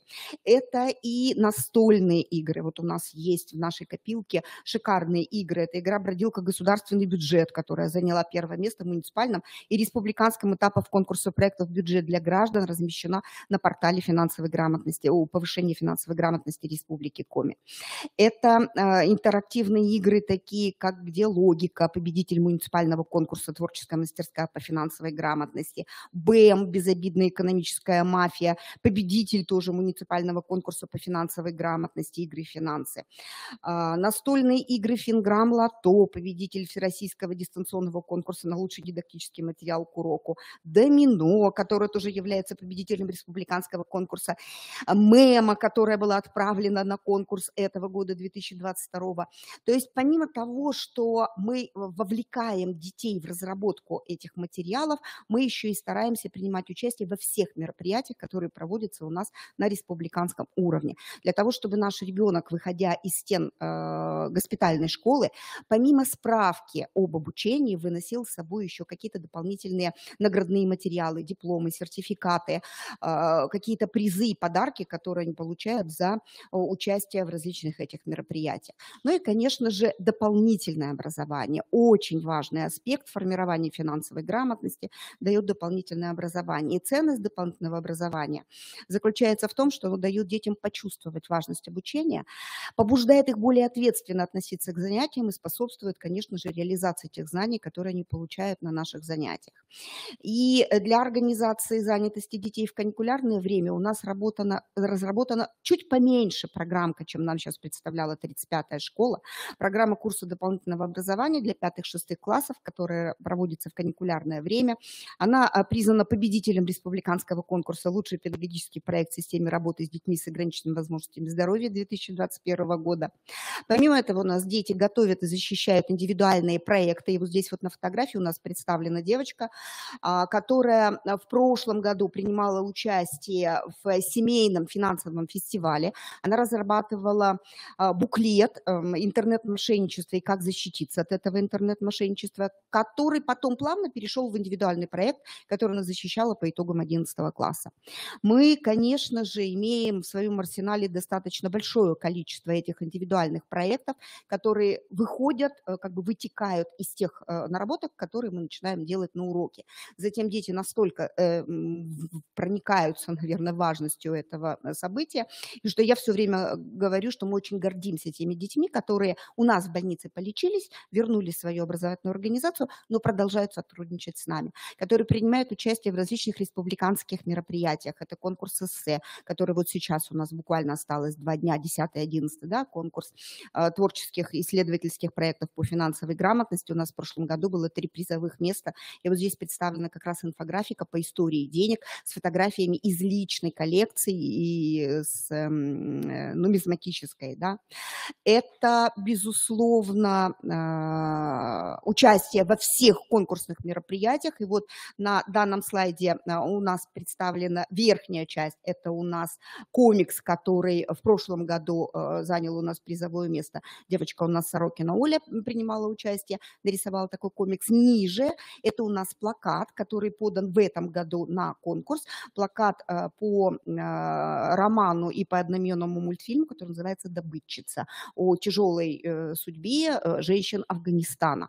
В общем-то, достаточно такие тяжелые работы, они несут в себе не только финансовую, да, но и литературную, и иные еще основы. То есть вообще я, конечно, говорить могу очень много и долго, потому что мы живем этим, да, любой педагог живет всем тем, что он пытается принести своим детям. Где же мы берем какие-то вот дополнительные источники для вдохновения и для какой-то помощи? Уже сегодня анонсировали, это российская электронная школа, это, конечно же, московская электронная школа, ссылочки рабочие.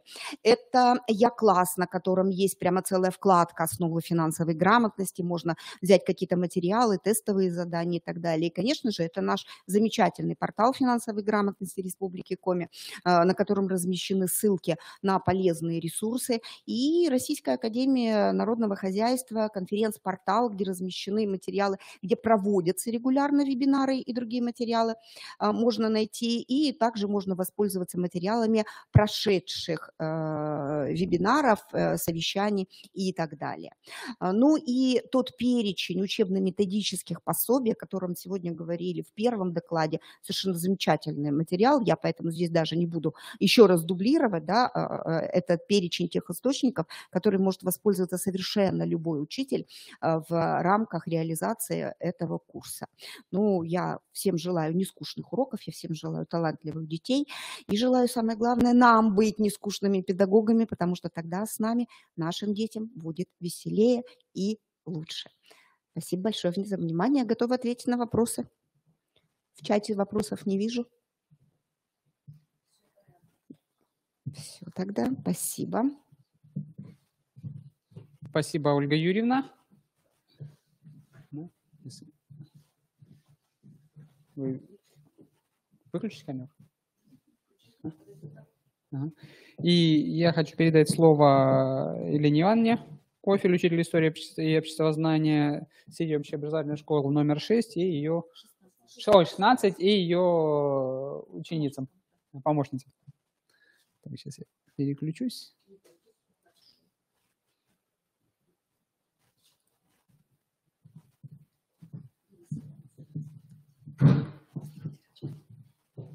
Здравствуйте. Кофель Елена Ивановна, средняя общеобразовательная школа номер 16, город Сыктывкар. Пришла рассказать вам о нашей профильной смене «Дружу с финансами», которая работает уже с 2019 года. Пришла не одна, со своими помощниками, волонтерами. Им тоже будет предоставлено отдельное слово. Ну, а начну, наверное, с того, что с 2018 года наша школа является одной из первых школ Республики Коми по формированию финансовой грамотности среди обучающихся. У нас был введен курс уроков по финансовой грамотности для учеников 8 класса. Он проводится и по сей день. А кроме этого, мы задумались над тем, как бы привлечь ребят к изучению финансовой грамотности во внеурочное время. И идея воплотилась в проект. В 2019 году проект профильной смены «Дружу с финансами» принял участие в конкурсе методических разработок по финансовой грамотности, занял первое место, и уже осенью этого года он был реализован в стенах нашей школы. В первой смене у нас принимало участие в районе 20 учащихся 5-8 классов. И, конечно же, такая форма работы, где ребята получают знания в игровом формате, она стала очень близка и детям, и нам. Мы очень быстро этой идеей загорелись, и уже в следующем году нас стало гораздо больше.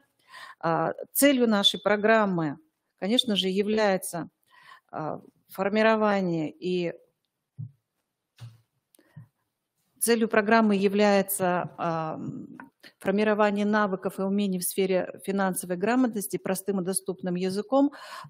Делается упор именно на игровой формат. И, конечно же, мы рады тому, что сейчас уже в 2022 году мы не одни, и все цели и задачи, которые были поставлены, они с успехом реализуются с помощью наших партнеров, управления образованием, Центра развития образованием, школ города Сыктывкара, 35-я школа, гимназия имени Пушкина. Началось такое взаимодействие. Самое главное, что в эту работу активно включились дети. И то разнообразие форм досуговой деятельности, которое проводится, привело к тому, что дети не только научились быть активными участниками игр, тренингов, финансовых боев, они научились сами создавать что-то новое. Каждый день у нас были соревнования. В 2020 году это была вообще целая финансовая история, поскольку действительно была проведена и графикация, был придуман целый финансовый остров, была придумана очень интересная история жизни этого острова. Ребята строили город, зарабатывали деньги. И, конечно же, в конце каждой смены все заработанные деньги тратятся на какие-то приятности. Каждая смена заканчивается или ярмаркой, или каким-то праздником, или аукционом. Кто сколько заработал, тот столько и потратил. Не забываем делать сбережения. В этом же 2020 году заработала идея о создании школьной территории финансового самоуправления. Это такое волонтерское направление деятельности, когда ребята представляют не только свои проекты, но и эти проекты реализуют для учеников как нашей школы, так и учащихся других школ города. И я очень рада тому, что мои ученики принимают ежегодное участие в конкурсах по финансовой грамотности, становятся победителями, и для них всегда есть стимул двигаться дальше, у них всегда горят глаза, и это, конечно же, наша гордость, я чем могу им в этом помогаю. И благодаря тому, что во внеурочной деятельности у нас идет разнообразие форм деятельности, благодаря тому, что игра и обучение друг от друга неразрывно связаны, конечно же, изучать финансовую грамотность становится гораздо интереснее. Отмечу также и то, что в нашей школе существует и предпринимательское направление образовательной деятельности учащихся, и в 2022 году был создан предпринимательский класс. Предпринимательские компетенции у ребят стоят в приоритете, мы тоже делаем на это упор, и многие проекты ребят также принимали участие в конкурсах, занимали какие-то призовые места, и вот это умение рисковать, придумывать какие-то бизнес-идеи, реализовывать их, они постоянно присутствуют в нашей жизни, это тоже очень-очень приятно. Ну, а сейчас я предоставлю слово своим ученицам, своим помощницам, своим волонтерам по финансовой грамотности, по финансовому просвещению, сестры Хмельницкие, Анастасия, ученица 7 класса, Виолетта, ученица 9 класса. Они расскажут о том, что уже самостоятельно делают для формирования финансовых компетенций среди учеников школ города Сыктывкара. Здравствуйте, я Анастасия. Я учащаяся МАУ СОШ номер 16, 7 класса. Я являюсь постоянным участником профильной смены по финансовой грамотности не первый год. За эти годы я научилась правильно распоряжаться деньгами, научилась их экономить, также зарабатывать их своим трудом. Также я участвую во множестве различных конкурсах по теме финансовая грамотность, в которых можно получить хорошие призы, и даже за победу можно получить деньги. Тебя это очень увлекает, да? Да. Да. Каждый выигрыш меня мотивирует чтобы я продолжала с такими же успехами, и меня мотивирует познавать дальше мир финансов. Здравствуйте, меня зовут Виолетта, я ученица 9 класса МАУ СОШ номер 16. Профильную смену «Дружу с финансами» я начала посещать в 7 классе. Мероприятия, которые там проводятся, носят соревновательный характер. Мы научились не только вести учет своих доходов, но и приумножать свои достижения. Будучи 9-классницей, я уже сама провожу мероприятия и являюсь волонтером финансовой группы. Ну, я благодарю девочек, во-первых, за их скромность, за их искренность, за их желание быть волонтерами, и они всегда безотказны, всегда стремятся к познанию чего-то нового.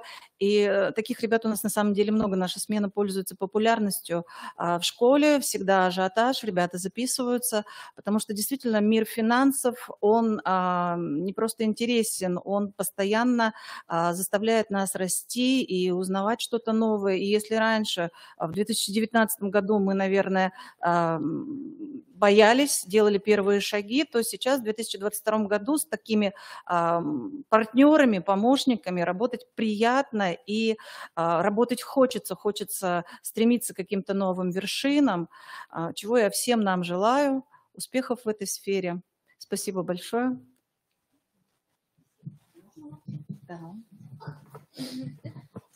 Елена Ивановна, такой вопрос вам. Скажите, пожалуйста, вот эти мероприятия, которые вы проводите совместно со своими помощниками, они как-то регистрируются на Добро.РФ в качестве волонтерской деятельности? И приносятся ли вашим помощникам дополнительные бонусы в этом случае?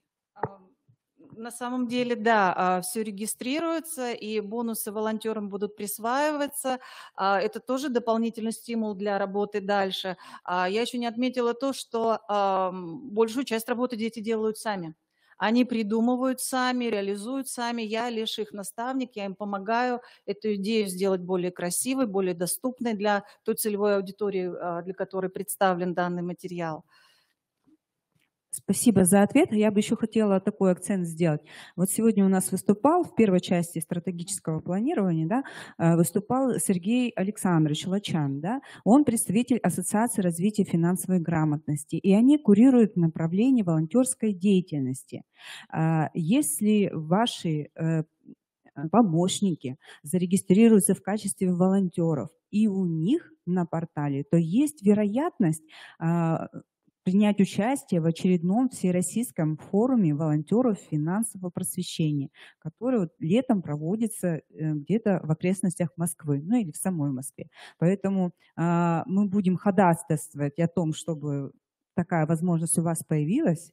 Ребят, я предлагаю зарегистрировать на этом портале. Да, отличная идея. Я думаю, что все впереди. Спасибо. Спасибо. Обязательно примем участие, да? Спасибо. Спасибо, Елена Ивановна. Отдельное спасибо вашим ученицам, да, за их смелость. Да, они побоялись о себе рассказать на такую огромную аудиторию. Да, это не мы тут 5 человек сидим, да, это свыше 140 участников, вся республика. Я хочу предоставить следующий у нас по плану, нам подключается город Инта. Переключусь. Да, это у нас Марина Ивановна, Светлана Айратовна и Оксана Андреевна, да. Город Инта, гимназия номер 2. Вам слово, коллеги. Добрый день, участники 5-го республиканского финансового форума «Марафон финансовых знаний».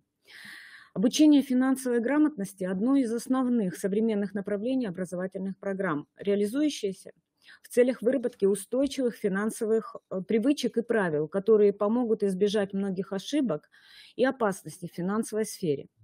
Что такое деньги, дети начинают понимать лет в 6-7.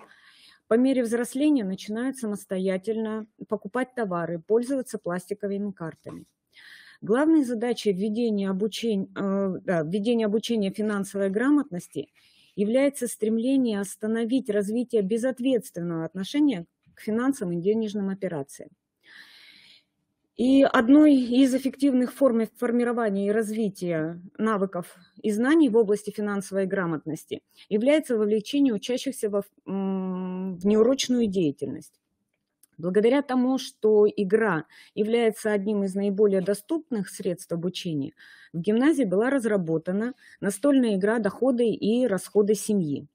Авторами данной игры являются Чулдушкина Марина Ивановна, учитель математики и информатики, и я, Колбова Светлана Айратовна, учитель математики гимназии номер 2.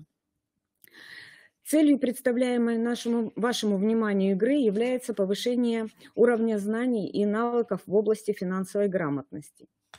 В ходе игры учащиеся знакомятся с основными источниками доходов и расходов семьи. При разработке игры были учтены возрастные особенности учащихся. Игра ориентирована на возраст детей от 9 до 12 лет.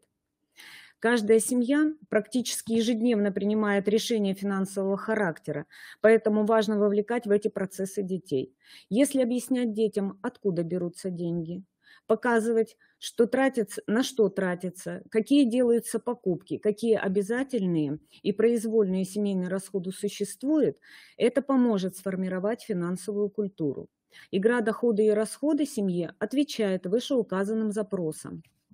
Идеей для создания игры послужил запрос от участников образовательных отношений познакомить учащихся с начальными сведениями в области финансовой грамотности в интересной и понятной форме.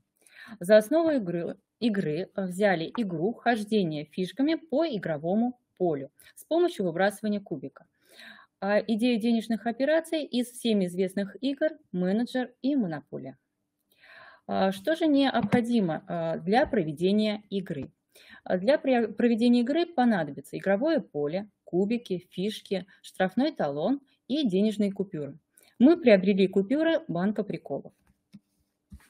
Учащиеся приступают к игре после знакомства с правилами. Поля желтого цвета относятся к оплате подоходного, имущественного и земельного налогов. Поля синего и красного относятся к семейным расходам. Поля зеленого относятся к доходам семьи. Вашему вниманию будет представлен видеоролик с правилами игры.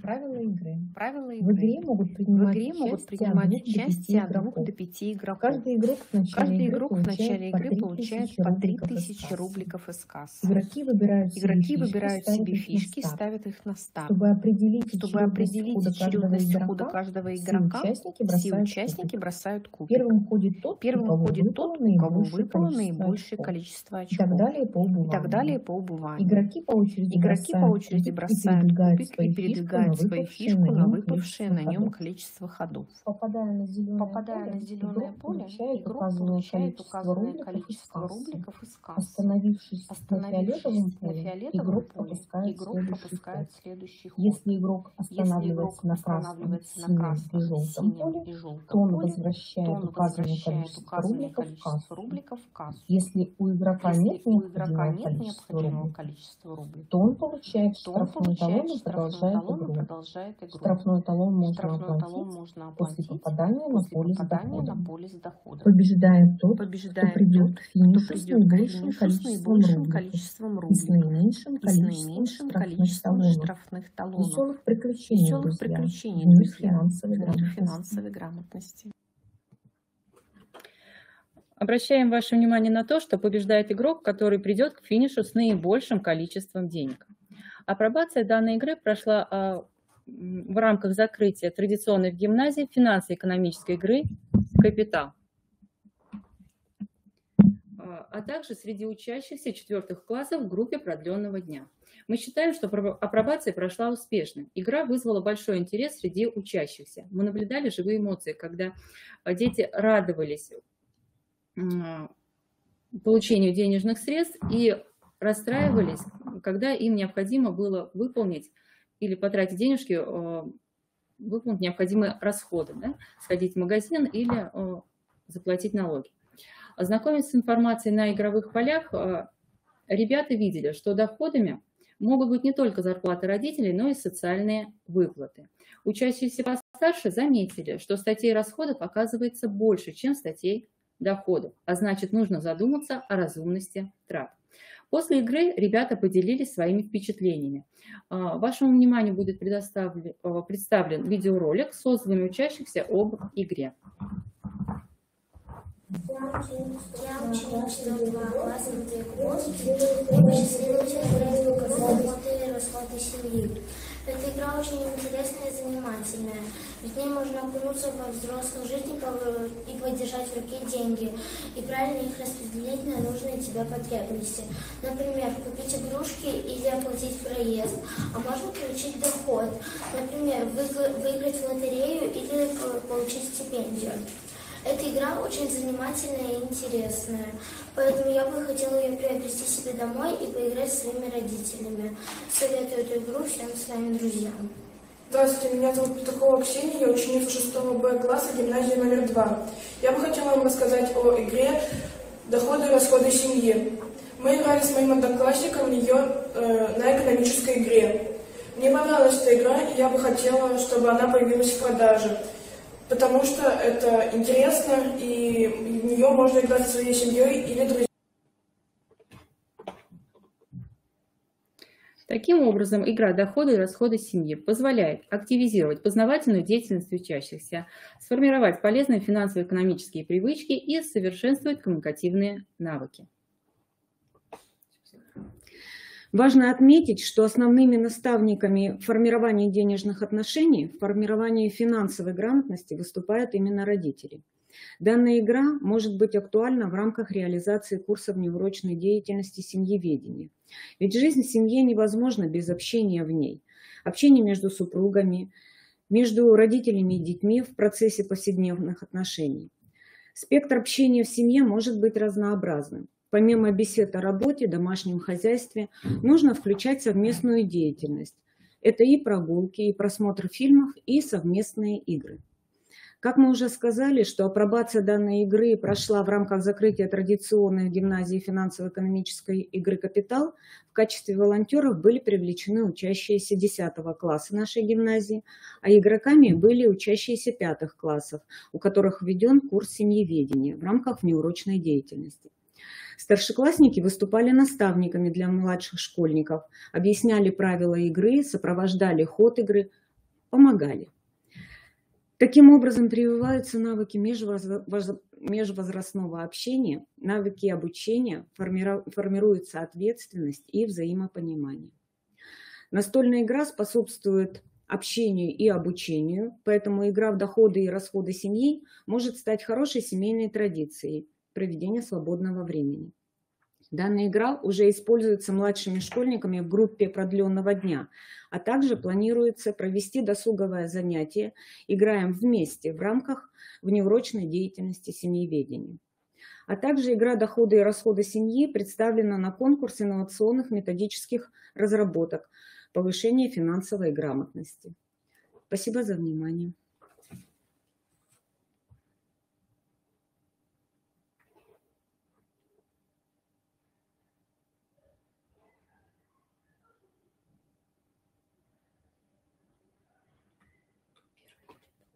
Спасибо, уважаемые коллеги. Да, вопросы есть у кого-нибудь? В чате, я смотрю, не было вопросов, но на самом деле само по себе интересно, тем более, что институт является разработчиком вот этого курса семьеведения. Я думаю, я передам Наталье Николаевне то, что у вас для включения в семьеведение есть такой хороший кейс. Спасибо. Спасибо. Ага. Так.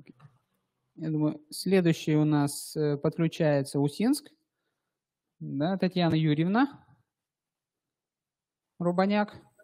Ага, я вам дал права модератора. Вы, в принципе, сейчас я переключу на вашу презентацию. Вы, в принципе, можете ее спокойно листать. Угу.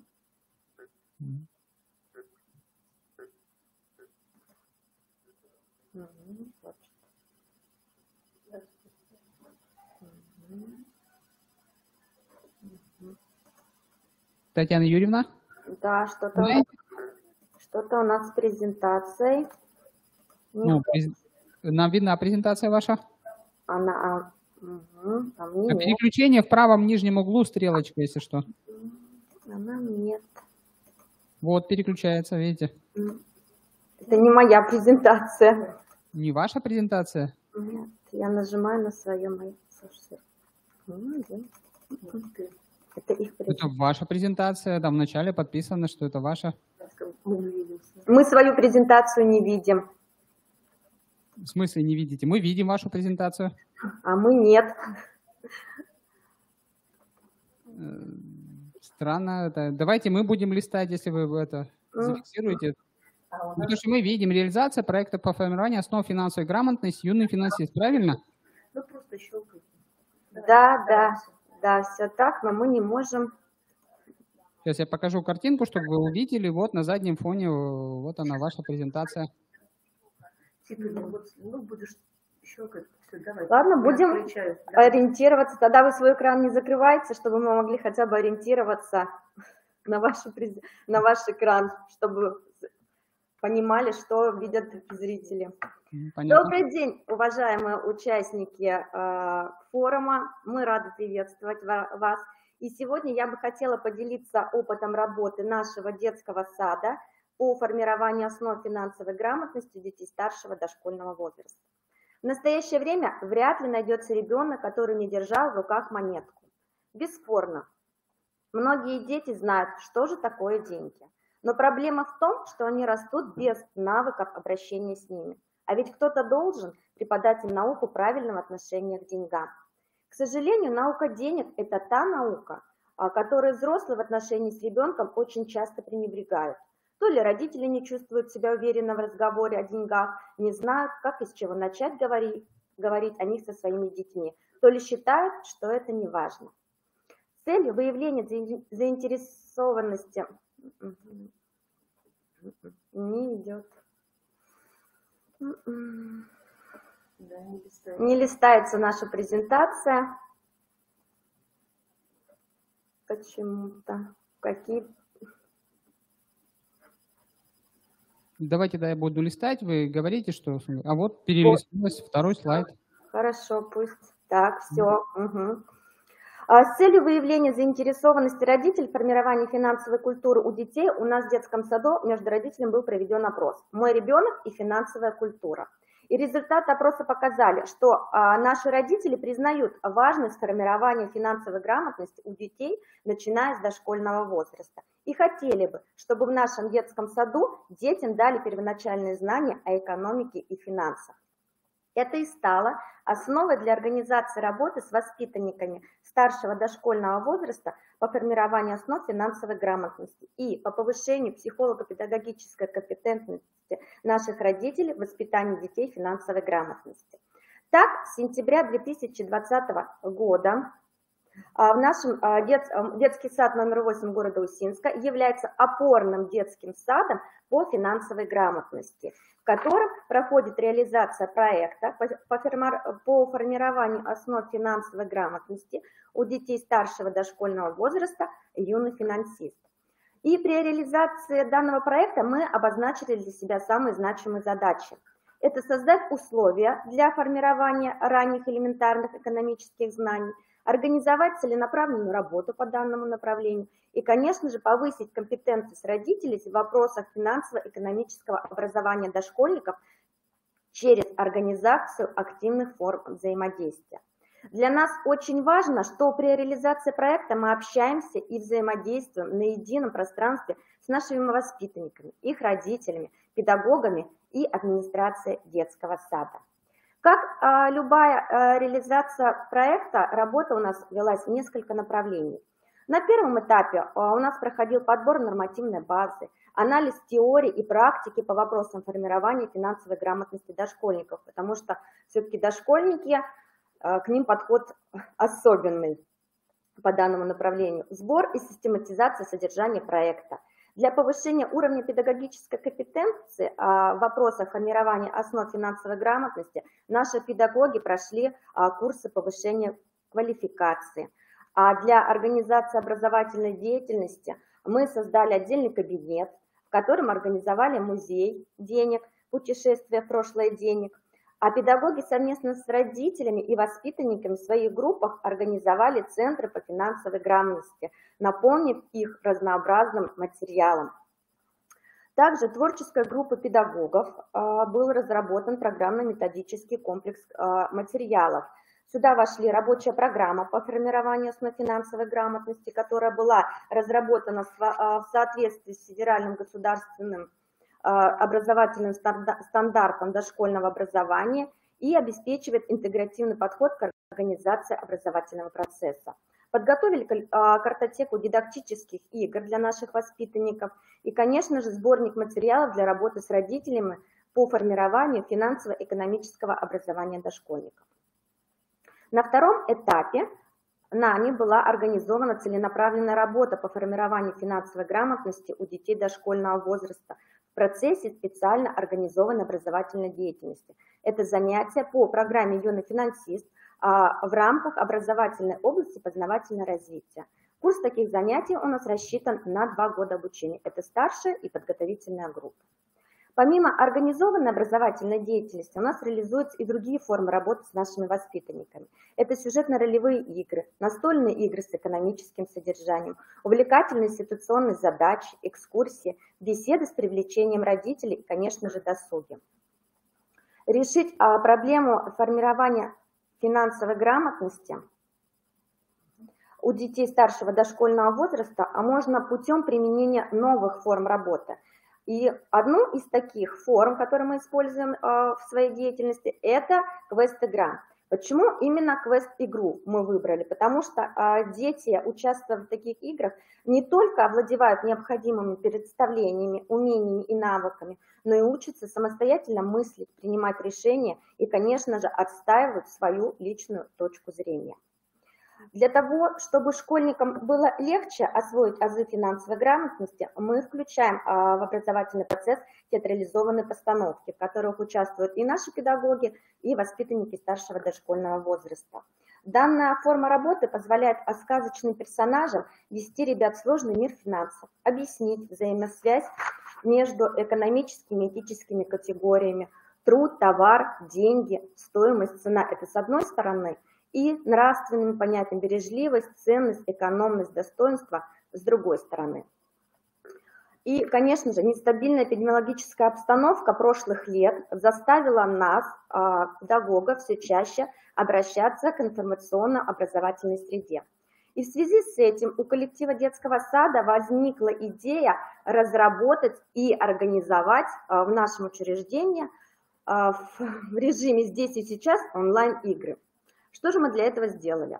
Педагогами детского сада была создана в социальной сети ВКонтакте группа под названием «Юный финансист», детский сад номер 8 города Усинска. Туда мы подключили, включились в работу педагоги нашего детского сада, потому что нам не составило никакого труда это все сделать, потому что в группах есть проекторы, ноутбуки и выход в интернет. Творческая группа педагогов подготовила задания по финансовой грамотности для наших воспитанников различной сложности. Задания выкладывались в группе, дети находились у себя в группе, в групповых комнатах, отвечали на все задания, которые выкладывались, ответы прикрепляли к заданию в комментариях, и все это велось в прямом режиме, да, и воспитанники видели, кто же быстрее отвечает, кто же правильно, и тут, конечно, поддерживался соревновательный режим. И по итогу таких мероприятий были подарки, и команды награждались дипломами. Плюс того, что в таких мероприятий воспитанникам не нужно было выходить за пределы своих групповых комнат, но и в то же время участвовать в таких мероприятиях. Такой формат мы проводим не только в детском саду, но и провели с педагогами нашего муниципалитета, городских и сельских дошкольных образовательных организаций. Участие в таком мероприятии приняло более 45 педагогов. Тоже так же все подключались, пригласили всех в наше сообщество, выкладывали задания, ну, конечно, уже более сложные, давали время на обсуждение. Педагоги также после заданий выкладывали свои ответы и по итогам были награждены сертификатами участника или дипломами победителя. Ну и нашли, конечно, положительный отклик такого мероприятия. Вот. Ну и, конечно же, хочется отметить, что мы не оставляем в стороне и наших родителей. С целью повышения психолого-педагогической компетенции родителей в вопросах финансово-экономического образования детей, педагоги тесно сотрудничают с ними, разрабатывают циклы консультаций разной тематики, оформляют стенды с планируемыми мероприятиями, фотографиями проведенных мероприятий, проводят родительские собрания и привлекают родителей к совместной деятельности через мероприятия. Тоже также наши родители являются участниками нашей группы ВКонтакте. Там педагоги выкладывают всю информацию по реализации проекта, о проводимых мероприятиях, выкладывают какие-то задания по финансовой грамотности, которые родители совместно со своими воспитанниками могут порешать дома на досуге или свободное время. Группа тоже очень хорошо и активно работает. И мы считаем, что объединение вот таких двух форм экономического воспитания, семейного и дошкольного, дает очень положительный результат в области экономического воспитания и развития детей. И хочется отметить, что при тесном взаимодействии всех участников образовательного процесса у нас имеются очень хорошие показатели реализации проекта. С 2021 года наш детский сад является опорной муниципальной методической площадкой по повышению профессиональной компетенции педагогов в вопросах формирования финансовой грамотности у детей дошкольного возраста. Также у нас налажено взаимодействие со школой номер 5 города Усинска по преемственности в вопросах формирования основ финансовой грамотности. Мы выходили к ним, проводили уже со школьниками в квест-игру, участвовали в круглом столе с педагогами школы и обсуждали вопросы преемственности. Также опыт работы детского сада по формированию основ финансовой грамотности мы в 2021 году представили на Всероссийском семинаре методики успешных практик по финансовой грамотности, организованной Ассоциацией развития финансовой грамотности. Наш проект «Юный финансист» был представлен в республиканском конкурсе инновационных методических разработок повышения финансовой грамотности, где занял 2-е место. И также в прошлом году мы приняли участие в конкурсе по развитию функциональной грамотности «Учим и учимся для жизни» в номинации «Финансовая грамотность». Но хочется отметить, что педагоги у нас на этом не останавливаются. Они не только сами принимают участие в конкурсах, да, по финансовой грамотности, но и сами организуют и проводят такие конкурсы. Так, педагогическим коллективом нашего детского сада в прошлом году был организован муниципальный конкурс творческих работ «Финансы глазами детей», в котором приняли участие воспитанники детских садов города, учащиеся сельских и городских школ. Более 76 воспитанников. По итогам конкурса участники были награждены дипломами победителей или благодарственными письмами. На этом мы не останавливаемся. Проект наш работает. Мы постоянно его совершенствуем, чтобы нашим воспитанникам было интересно и увлекательно путешествовать в мире финансов.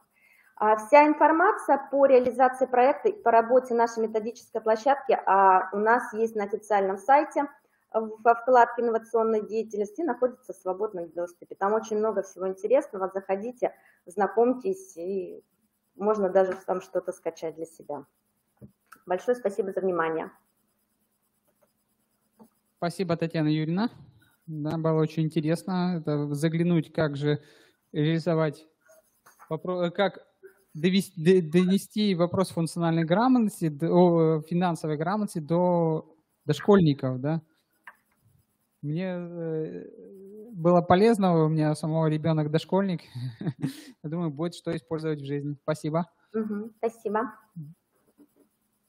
И у нас получается следующий выступающий. Расхаева Елена Борисовна, начальник Центра молодежных проектов и программ Республиканского центра детей и молодежи. Елена Борисовна.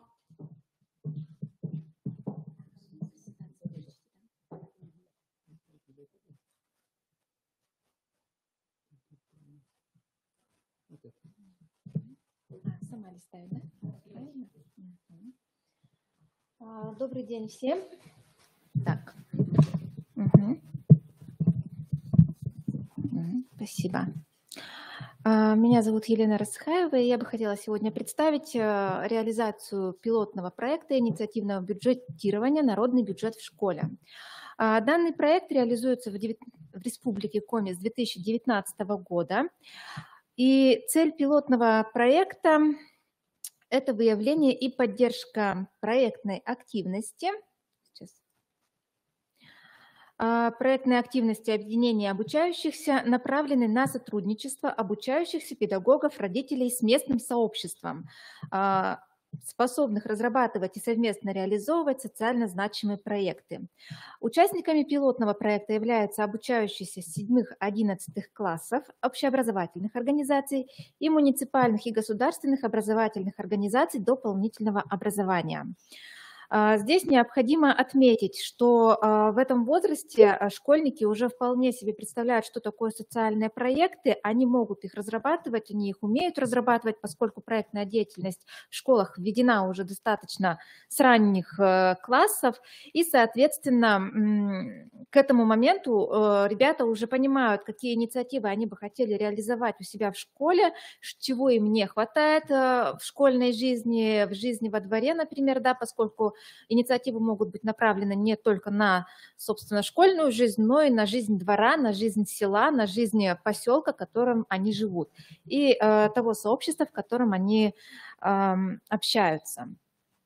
Необходимо отметить, что проектная деятельность – это всегда не только разработка проектов, это очень, затрагивает очень большой спектр навыков, умений, понимания у школьников. Но, например, для того, чтобы написать проект, школьники должны понимать, что такое актуальная проблема, да, суметь выявить эту проблему, обосновать ее, что она действительно является актуальной, понять, что вот есть какая-то цель, какая-то идея, что мы будем делать. Это нужно суметь собрать команду и со всеми сформировать вот эти команды, распределить какие-то роли. Это нужно суметь выявить, суметь найти подход к учителям, общаться с ними, к педагогам, к руководству, что школа, объяснить им важность этого проекта и доказать, что да, это нам очень нужно, пожалуйста, дайте нам возможность участвовать в этом проекте на республиканском уровне.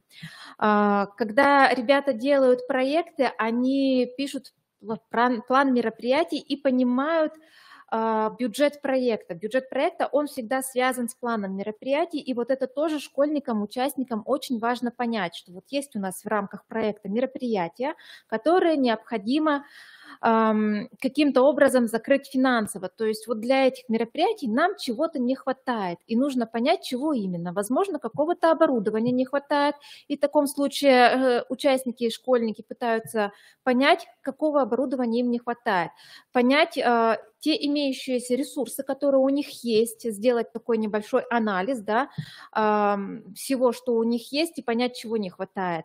Например, вот у нас есть смарт-доска, очень часто сейчас показывают нам на защитах презентаций в качестве имеющихся ресурсов, что у них есть смарт-доска, у них есть ноутбук, у них есть фотоаппарат, не хватает телефона. И в таком случае, опять же, школьники должны суметь обосновать, а почему, если есть у них фотоаппарат, им необходим телефон, например, если это проект по реализации школьных медиа. То есть, таким образом, ребята учатся обосновывать собственные финансовые потребности в данном проекте, которые они хотят реализовать. Кроме того, для того, чтобы, опять же, смету составить, они должны понимать ценовую категорию этого оборудования или тех товаров, которые им нужны для реализации проекта. Они должны найти эти цены, зайти в интернет-магазины, посмотреть, договориться с какими-то поставщиками, уточнить у них, запросить какие-то коммерческие предложения для того, чтобы вот сделать смету реалистичной. То есть здесь важна именно это проработка сметы с точки зрения ее реалистичности. Не просто подумать, что, ага, ну, телефон стоит где-то 15-20 тысяч, поставим таким образом. Нет, они должны обосновать, опять же, эту цену, показать ссылки на товары, которые они собираются приобретать, независимо от того, это интернет-магазин или это какое-то коммерческое предложение от определенной организации. Например, есть у нас сейчас прекрасные случаи, когда ребята предлагают прям коммерческие предложения от индивидуальных предпринимателей, которые находятся в их селе, в их городе. То есть они пришли к этим индивидуальным предпринимателям, показали свои проекты и сказали, что вот, пожалуйста, напишите, сколько будет стоить эта услуга или этот товар. В Республике Коми участники пилотного проекта могут получить на свою идею не более 100 тысяч рублей, из которых 90% составляют республиканский бюджет и остальные 10% это бюджет муниципального образования. В рамках участия проектные команды проходят 3 этапа. Первый этап – это школьный, второй – муниципальный и региональный. В рамках школьного этапа учащиеся 7-11 классов, они представляют свои проекты на обсуждение внутри школы, и это обсуждение обязательно должно быть общественным. То есть это, возможно, будет школьный совет, совет школьного самоуправления, например, или еще какой, ну, формы советов, они на самом деле у каждой школы разные, поэтому главное, чтобы туда входили дети и педагоги. То есть мнение детей обязательно должно учитываться и показывать, что да, детям этот проект внутри этой школы или внутри этого двора, он является интересным. Далее начинается муниципальный этап. Здесь обычно, ну, есть сроки, когда что подается, но внутри муниципального этапа сроки определяют сами муниципалитеты. И от каждой школы на муниципальный этап допускается 2 проекта. То есть не более 2 проектов школа может отправить на муниципальный этап. Внутри школы проектов может быть несколько, 2, 3, 4, 5.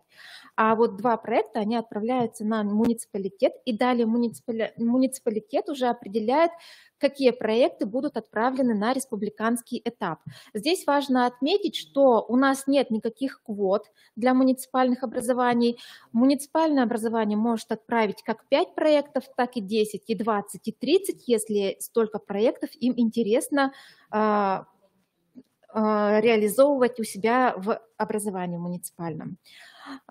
И региональный этап – это уже здесь на региональном этапе экспертная комиссия рассматривает, какие проекты могут быть допущены до очного этапа, и далее проходят защиты проектов. в очном этапе. В формате дистанционном как раз сейчас у нас вся эта неделя посвящена тому, что вот мы слушаем проекты, и нам практически вот в этом году на очный этап было допущено 103 проекта, и вот все эти 103 проекта мы на этой неделе прослушали, обсудили, задали вопросы школьникам, насколько они понимают хорошо свой проект, насколько они заинтересованы в этом проекте и так далее. Ну вот если смотреть историю развития этого проекта, то в первый год в проекте участвовало 5 муниципальных образований, было выделено 1,5 миллиона рублей и допущено было 55% заявок. Победителями стали 32%, но если в цифрах, то это 33 проекта прошли в очный тур, победителями стали 19 проектов, 59 заявок было подано на участие. В следующем году 90 заявок было подано, допущено 57 проектов, победителями стали 36 проектов, и здесь уже участвовали 10 муниципальных образований, и было выделено 3 миллиона рублей. Для реализации в 2022 году были допущены уже все муниципальные образования к участию, все 20. Было выделено 6 миллионов рублей, и, соответственно, мы ожидали, что будет достаточно много заявок, хотя наши ожидания немножко не оправдались, потому что если мы исходили из простой статистики, что если из 10 муниципальных образований было подано 93 проекта, то где-то около 150-180 проектов мы могли бы ожидать на 2022 год, однако было подано всего 136 проектов. И выиграла чуть больше 70 проектов. Необходимо отметить, что вот как минимум 66 проектов, они в любом случае получат финансирование, потому что 6 миллионов рублей и 100 тысяч рублей на каждый проект. Это простая арифметика. Соответственно, на мой взгляд, участие вот в данном конкурсе, оно является очень реалистичным, потому что выигрывает как минимум каждый второй проект. То есть каждая вторая инициатива школьника, она получает финансирование и реализуется. Это очень хороший, скажем так, фактор, да, для того, чтобы вот привлекать школьников к данному конкурсу, чтобы они учились писать проекты, учились писать бюджеты, сметы, задачи, цели ставить и так далее. Так, давайте посмотрим. Ну, вот в этом году, в 2023-м, поступило 178 заявок, и у нас в этом году было 4 номинации. Это общественная инфраструктура, ученические сообщества, молодежные медиа и значимые события. Ну, на наш взгляд, это одни из самых приоритетных направлений государственной молодежной политики, именно поэтому мы взяли эти номинации. Однако мы понимаем, что здесь что-то пошло не так, грубо говоря, да, потому что общественная инфраструктура стала самой востребованной номинацией, и из 178 заявок 85 заявок были направлены именно на эту номинацию. Общественная инфраструктура, она предполагает проекты, которые направлены на формирование или переформатирование тех мест, которые посещают школьники. Это может быть фойе в рамках внутри школы, это могут быть какие-то кабинеты, например, очень популярны кабинеты психологической разгрузки, это могут быть стадионы или двор школы, украшательства, клумбы, например, да. Ну, встречаются и мастерские какие-нибудь, и это тоже очень классно. Далее ученические сообщества. Здесь было в этом году 27 заявок. Наименее популярная оказалась номинация молодежных медиа, а значимые события тоже достаточно большое количество заявок, целых 40. То есть мы понимаем, что школьникам интересно, во-первых, мероприятия проводить у себя в школах и на них получать деньги для того, чтобы провести эти мероприятия наиболее качественно на новом уровне, да, и школьникам интересны те места, в которых они бывают в рамках учебы, в рамках каких-то дополнительных занятий, и поэтому они хотели бы что-то улучшить именно внутри школы.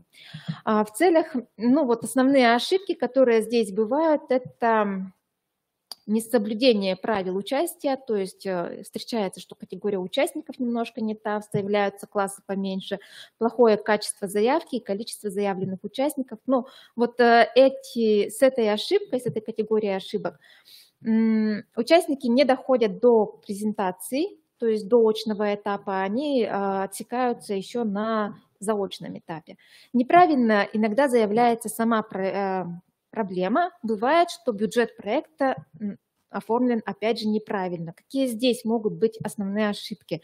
Это завышенные суммы, когда школьники или же их наставники говорят о том, что вот мы сейчас, у нас сейчас стоимость оборудования там, телефона 20 тысяч, а к тому моменту, когда мы получим деньги и будем их закупать, телефон будет стоить уже 30 тысяч. Поэтому мы сейчас заложим вот эти 10 добавок, и поэтому вот составим такую смету. Однако эксперты очень, скажем так, трепетно относятся к этой теме, и они уже на этапе очной защиты, прямо во время защиты заходят в интернет и проверяют вот стоимость конкретной модели этого телефона и понимают, что стоит 20 тысяч, что бюджет завышен, и, соответственно, ребята получают по критерию реалистичности бюджета меньше баллов, и у них есть возможность, что проект будет не поддержан.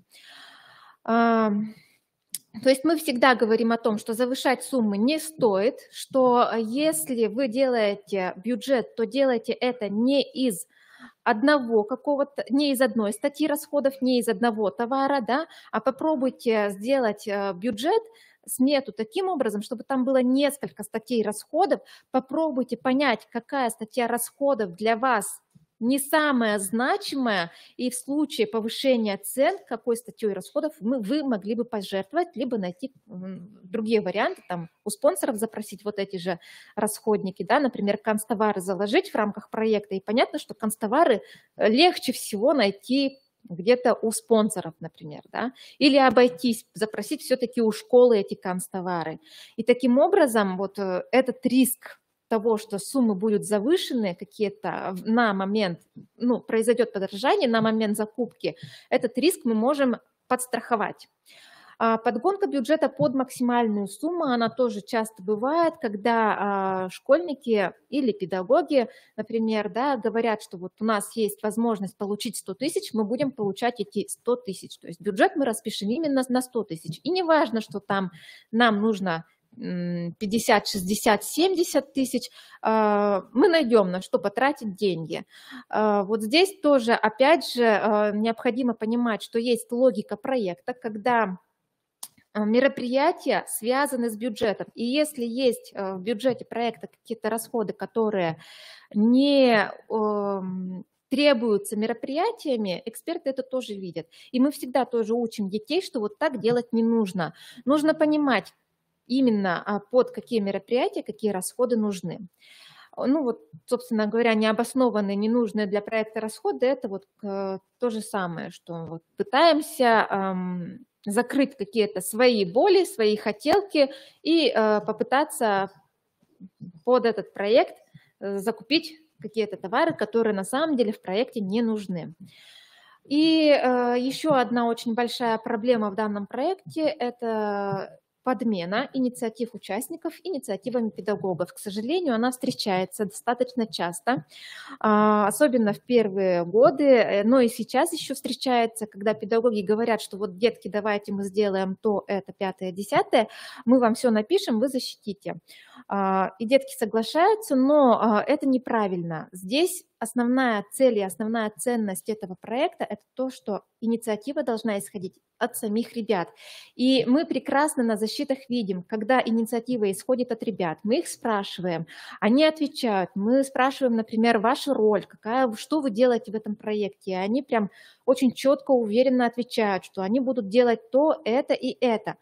Или же, когда участник, он начинает сомневаться в своих ответах, неуверенно отвечает и говорит, что вот мы будем участниками этого мероприятия, хотя по факту, когда они участвуют, разрабатывают этот проект, они являются организаторами этого мероприятия. И если они проводят фестиваль национальных культур, например, у себя в школе, то они должны не участвовать в фестивале, а организовывать, они должны быть организаторами. И тогда мы понимаем, что, скорее всего, Здесь больше заинтересованы педагоги в том, чтобы провести фестиваль национальных культур и закупить под этот фестиваль какое-то оборудование. К сожалению, это очень часто встречается, и поэтому мы стараемся их, и педагогов, и школьников обучать тому, что вот как нужно делать, да. В целях методического сопровождения мы, например, проводили республиканскую смену социального проектирования от идеи к проекту на базе Гренады. В смене приняли участие более 100 человек и 22 проектные команды из 16 муниципальных образований. В программе были разработаны как для школьников, так и для педагогов, то есть у нас была разная целевая аудитория. Мы учили педагогов, как работать со школьными инициативами, и мы учили детей, как писать проекты, как их обосновывать, как разрабатывать сметы, как защищать их, презентовывать и так далее, и как их вообще реализовывать. С педагогами мы учили в том числе, как давать отчет по проектам, потому что вот чем здесь хорош этот проект, деньги все-таки получает школа, то есть проекты, участники, они пишут сам проект, саму смету, они понимают, что им нужно, а смету финансирование получает школа, и школа занимается закупкой необходимых товаров. То есть как бы такое вхождение, мягкое вхождение в финансовую деятельность, в проектной деятельности, да? Когда деньги падают не тебе на карту, и ты за них должен отчитаться, когда тебе 14 лет, и это очень сложно и страшно. И вот если это очень сложно и страшно, то вот как раз народный бюджет в школе – это не страшно. Это мы получили деньги, но мы за них не отчитываемся, за них отчитается школа. В целях методического сопровождения также привлекаются эксперты молодежного проектного офиса, они также обучают детей, как писать проекты. И работает группа «Народный бюджет в школе» в социальной сети ВКонтакте, где участники могут связаться с экспертами, получить консультацию для подготовки проектной заявки, понять разные вопросы. И мы также там публикуем советы, каким образом лучше подготовить проектную заявку, а также пишем историю успеха о тех проектах, которые уже реализованы, и показываем, что вот какие проекты могут быть поданы здесь, да, и вообще мотивируем, что вот эти ребятки справились, справитесь и вы, и здесь как бы не очень сложно. Хотя на самом деле должна признать, что проектная деятельность – это всегда сложно, потому что это занимает очень много времени, сил, энергии, и нужно очень много предусмотреть. Ну вот на протяжении 2 лет, в 2020 и 2021 году, авторы лучших проектов, они принимали участие в межрегиональной конференции по школьному инициативному бюджетированию «Песочница», где представляли свой опыт реализации проектов. И конференция проходила в онлайн-формате, выпущен сборник по итогам конференции, где включены также наши лучшие проекты лучших наших школьников. Ну вот, хотелось бы показать историю успеха в прошлом году. То есть эти проекты, которые я сейчас показываю на слайдах, они были реализованы в 2022 году или реализуются еще, поскольку реализация проекта, она должна идти в течение календарного года, с начала года, с января до декабря. Вот, например, в номинации «Значимые события» был представлен проект «Слет юных туристов», и здесь на грант было закуплено туристическое снаряжение. Ребятки сами сделали смету в том плане, что вот они пришли, наверное, к педагогу по туризму и спросили, какие у нас есть ресурсы, а какие нам нужны для того, чтобы провести вот этот 2-дневный слет. Вот общественная инфраструктура. Напомню, что это самая сложная номинация, потому что здесь очень много ошибок в оформлении. Ну, к сожалению, здесь еще нужно много работать. Ну, например, очень хороший проект – это молодежная швейная студия «Модная луковица», которая была реализована в селе Усть-Цильма. И в рамках проекта предполагается программа обучения шитью, ярмарка рукоделия, показ мод. Ребята сейчас активно занимаются вот в этой швейной студии. На грант приобретено оборудование. Это швейные машинки, манекены и расходные материалы. То есть, опять же, ребята сами посчитали, посмотрели, что они хотят для того, чтобы научиться шить. Проект еще реализуется. В номинации «Молодежные медиа» представлен проект «Школьные новости». Это Благоевская средняя общеобразовательная школа.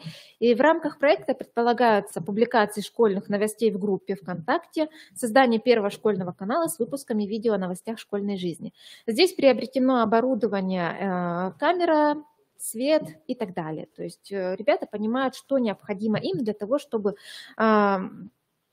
делать хорошие, качественные новости. Петлички, например, микрофоны, да, вы видите на фотографии. Ученические сообщества, следующая номинация, проект «Хрустальные совята». И в рамках проекта запланировано проведение игр «Что, где, когда». Ну и если смотреть все проекты, которые нам представляют и которые выигрывают, очень много просят именно на оборудование.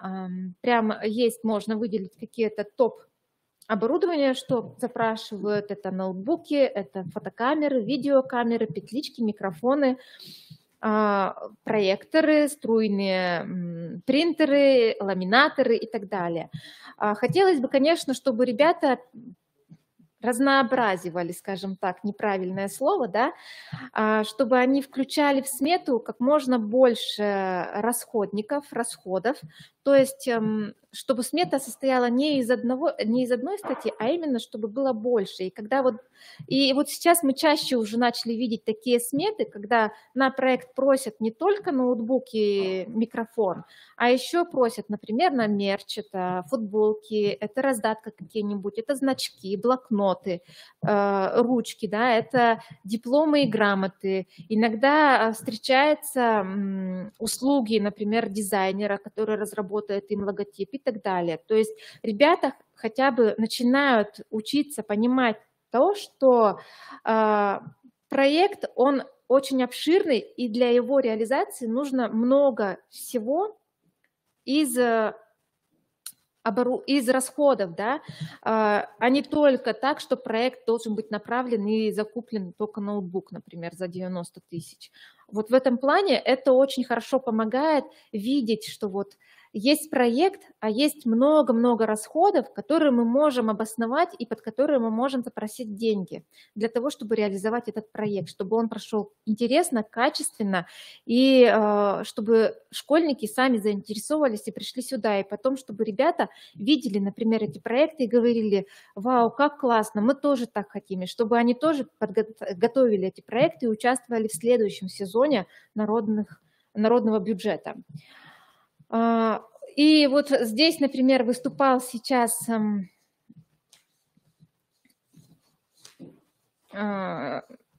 Вапков Иван Николаевич, заместитель директора школы 35-я. Вот у них тоже есть очень хороший опыт реализации проекта, участия вообще в этом конкурсе, и они на следующий год также планируют участвовать. Они вот, например, получили в 2021 году финансирование на создание музея имени Маегова у себя в школе.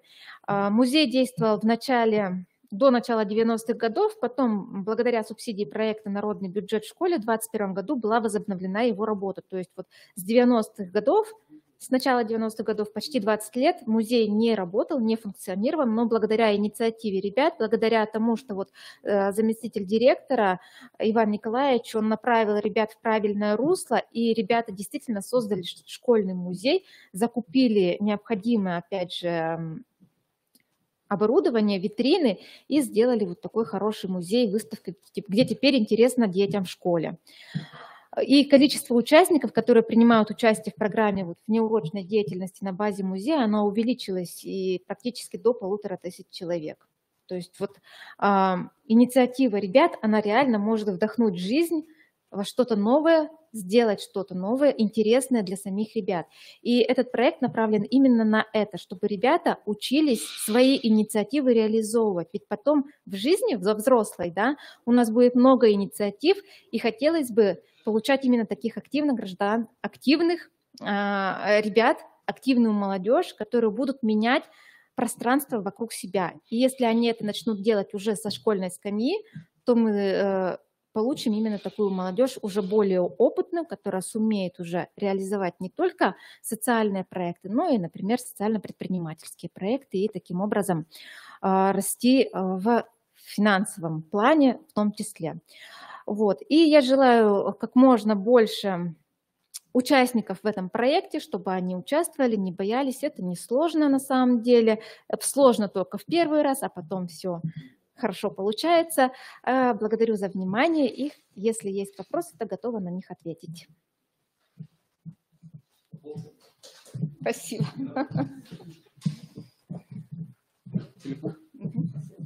Спасибо, Елена Борисовна. И следующий выступающий у нас Ариф Перевич Шахвердиев, доктор экономических наук, профессор, академик Российской академии естественных наук, заведующий кафедрой экономической теории и корпоративного управления Института экономики и управления Стекарского государственного университета имени Екатерины Сорокина. Сейчас небольшая пауза техническая.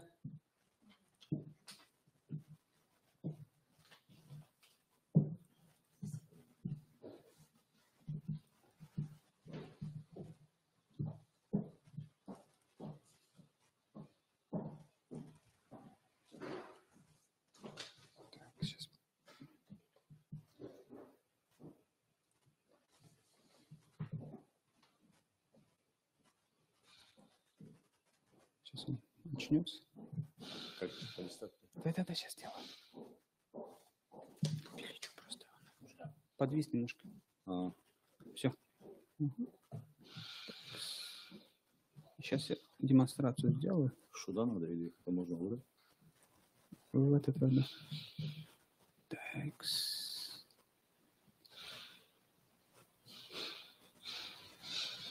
Вот. Вас видно, в принципе, должно быть? Этот вот надо обязательно сюда, да? Уважаемые участники форума, вот, мне очень приятно, что пригласили нас выступить перед вами. Я сразу хочу сказать о том, что я какой-то период работал с точки зрения практики по вопросам финансовой безопасности и глубоко убежден в том, что для обеспечения вообще финансовой безопасности личности, предприятий, региона, страны, надо быть финансово грамотным.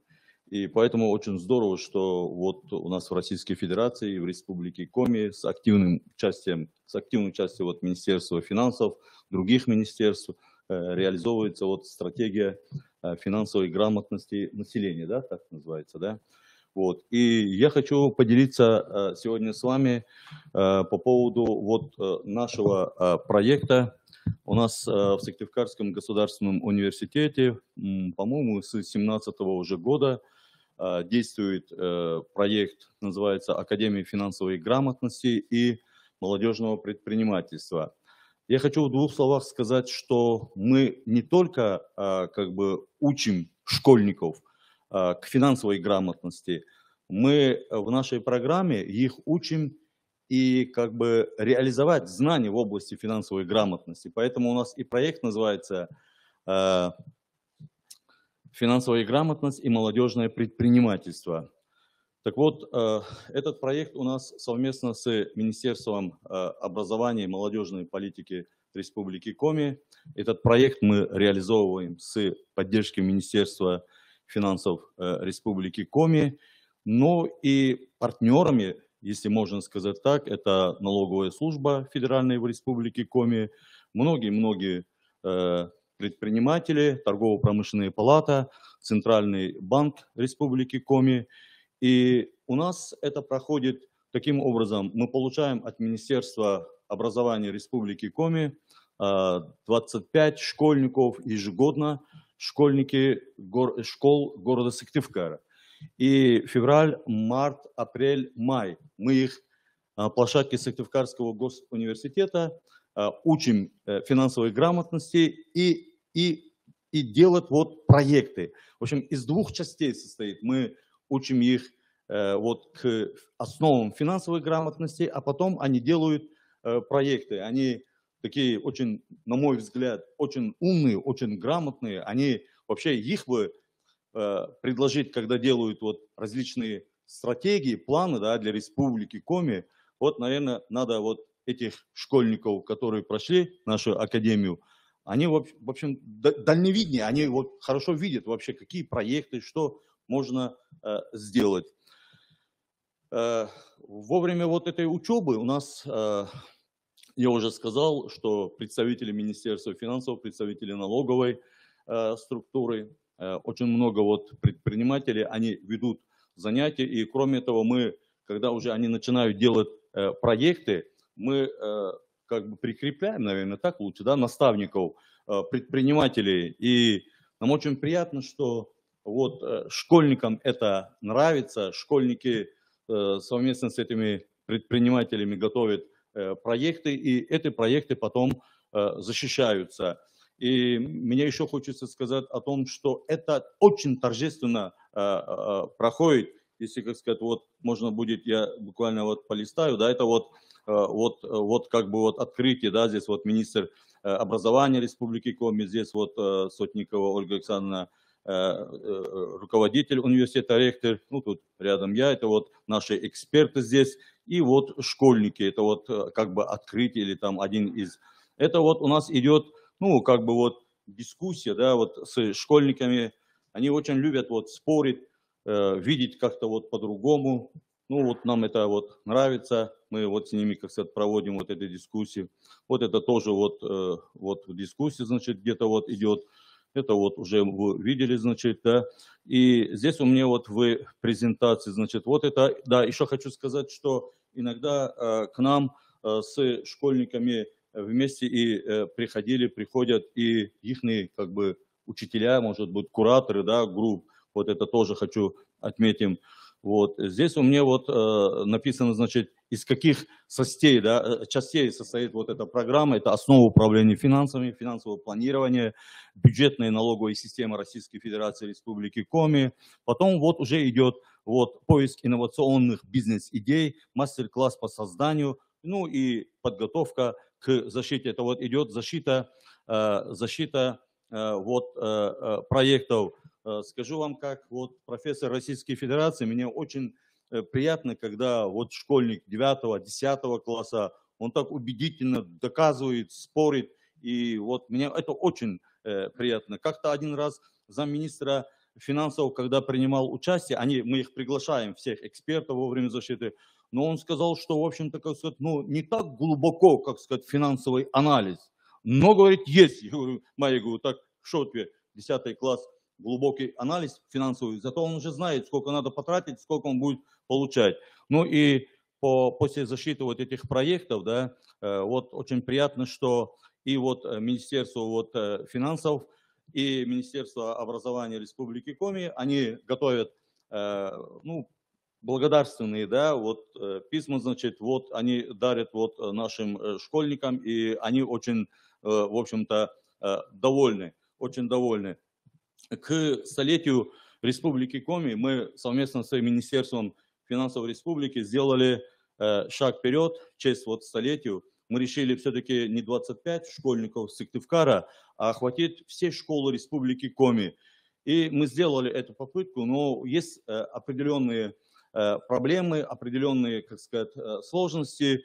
Вот я думаю, что мы уже согласовали вопрос о том, что, может быть, я выступлю на заседании Координационного совета правительства по финансовой грамотности, чтобы нам, может быть, ну, расшириться, да, может быть, действительно провести вот на уровне Республики Коми. В этом году по предложению Министерства образования мы проводим не так, как раньше проводили, да, там с февраля по июнь, а неделя это смена называется, да, вот таланты из всей вот республики. Честно говоря, мне больше нравится, когда школьники из нескольких школ, они просто приходят на эту учебу, ну, мы с ними, как сказать, вот 3-4 месяца занимаемся. Мне, конечно, такой подход больше нравится, но вот у нас в конце ноября мы уже почти программу подготовили, мы проведем, ну, потом можно будет какие-то делать выводы.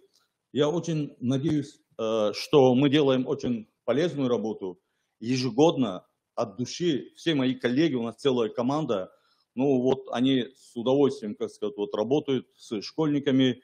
И еще один момент я хочу отметить, что, ну, я бы не сказал бы 100%, но где-то 70% школьников, которые вот прошли через нашу Академию финансовой грамотности и молодежного предпринимательства Сыктывкарского госуниверситета, они к нам обращаются ну, мы становимся, как сказать, как бы друзьями с точки зрения, значит, у них есть вопросы по бизнес-проекту, по различным вопросам. И в этом году мы создали у нас в университете постоянно действующую площадку, называется «Создание и продвижение стартапов», ну, новых бизнес-идей. И у нас 11 экспертов, и все эти эксперты могут стать наставниками. Так вот мы, когда даже после учебы, когда эти школьники, выпускники нашей академии приходят к нам или звонят, мы прикрепляем к ним вот этих наставников, и я думаю, что это тоже очень хорошо.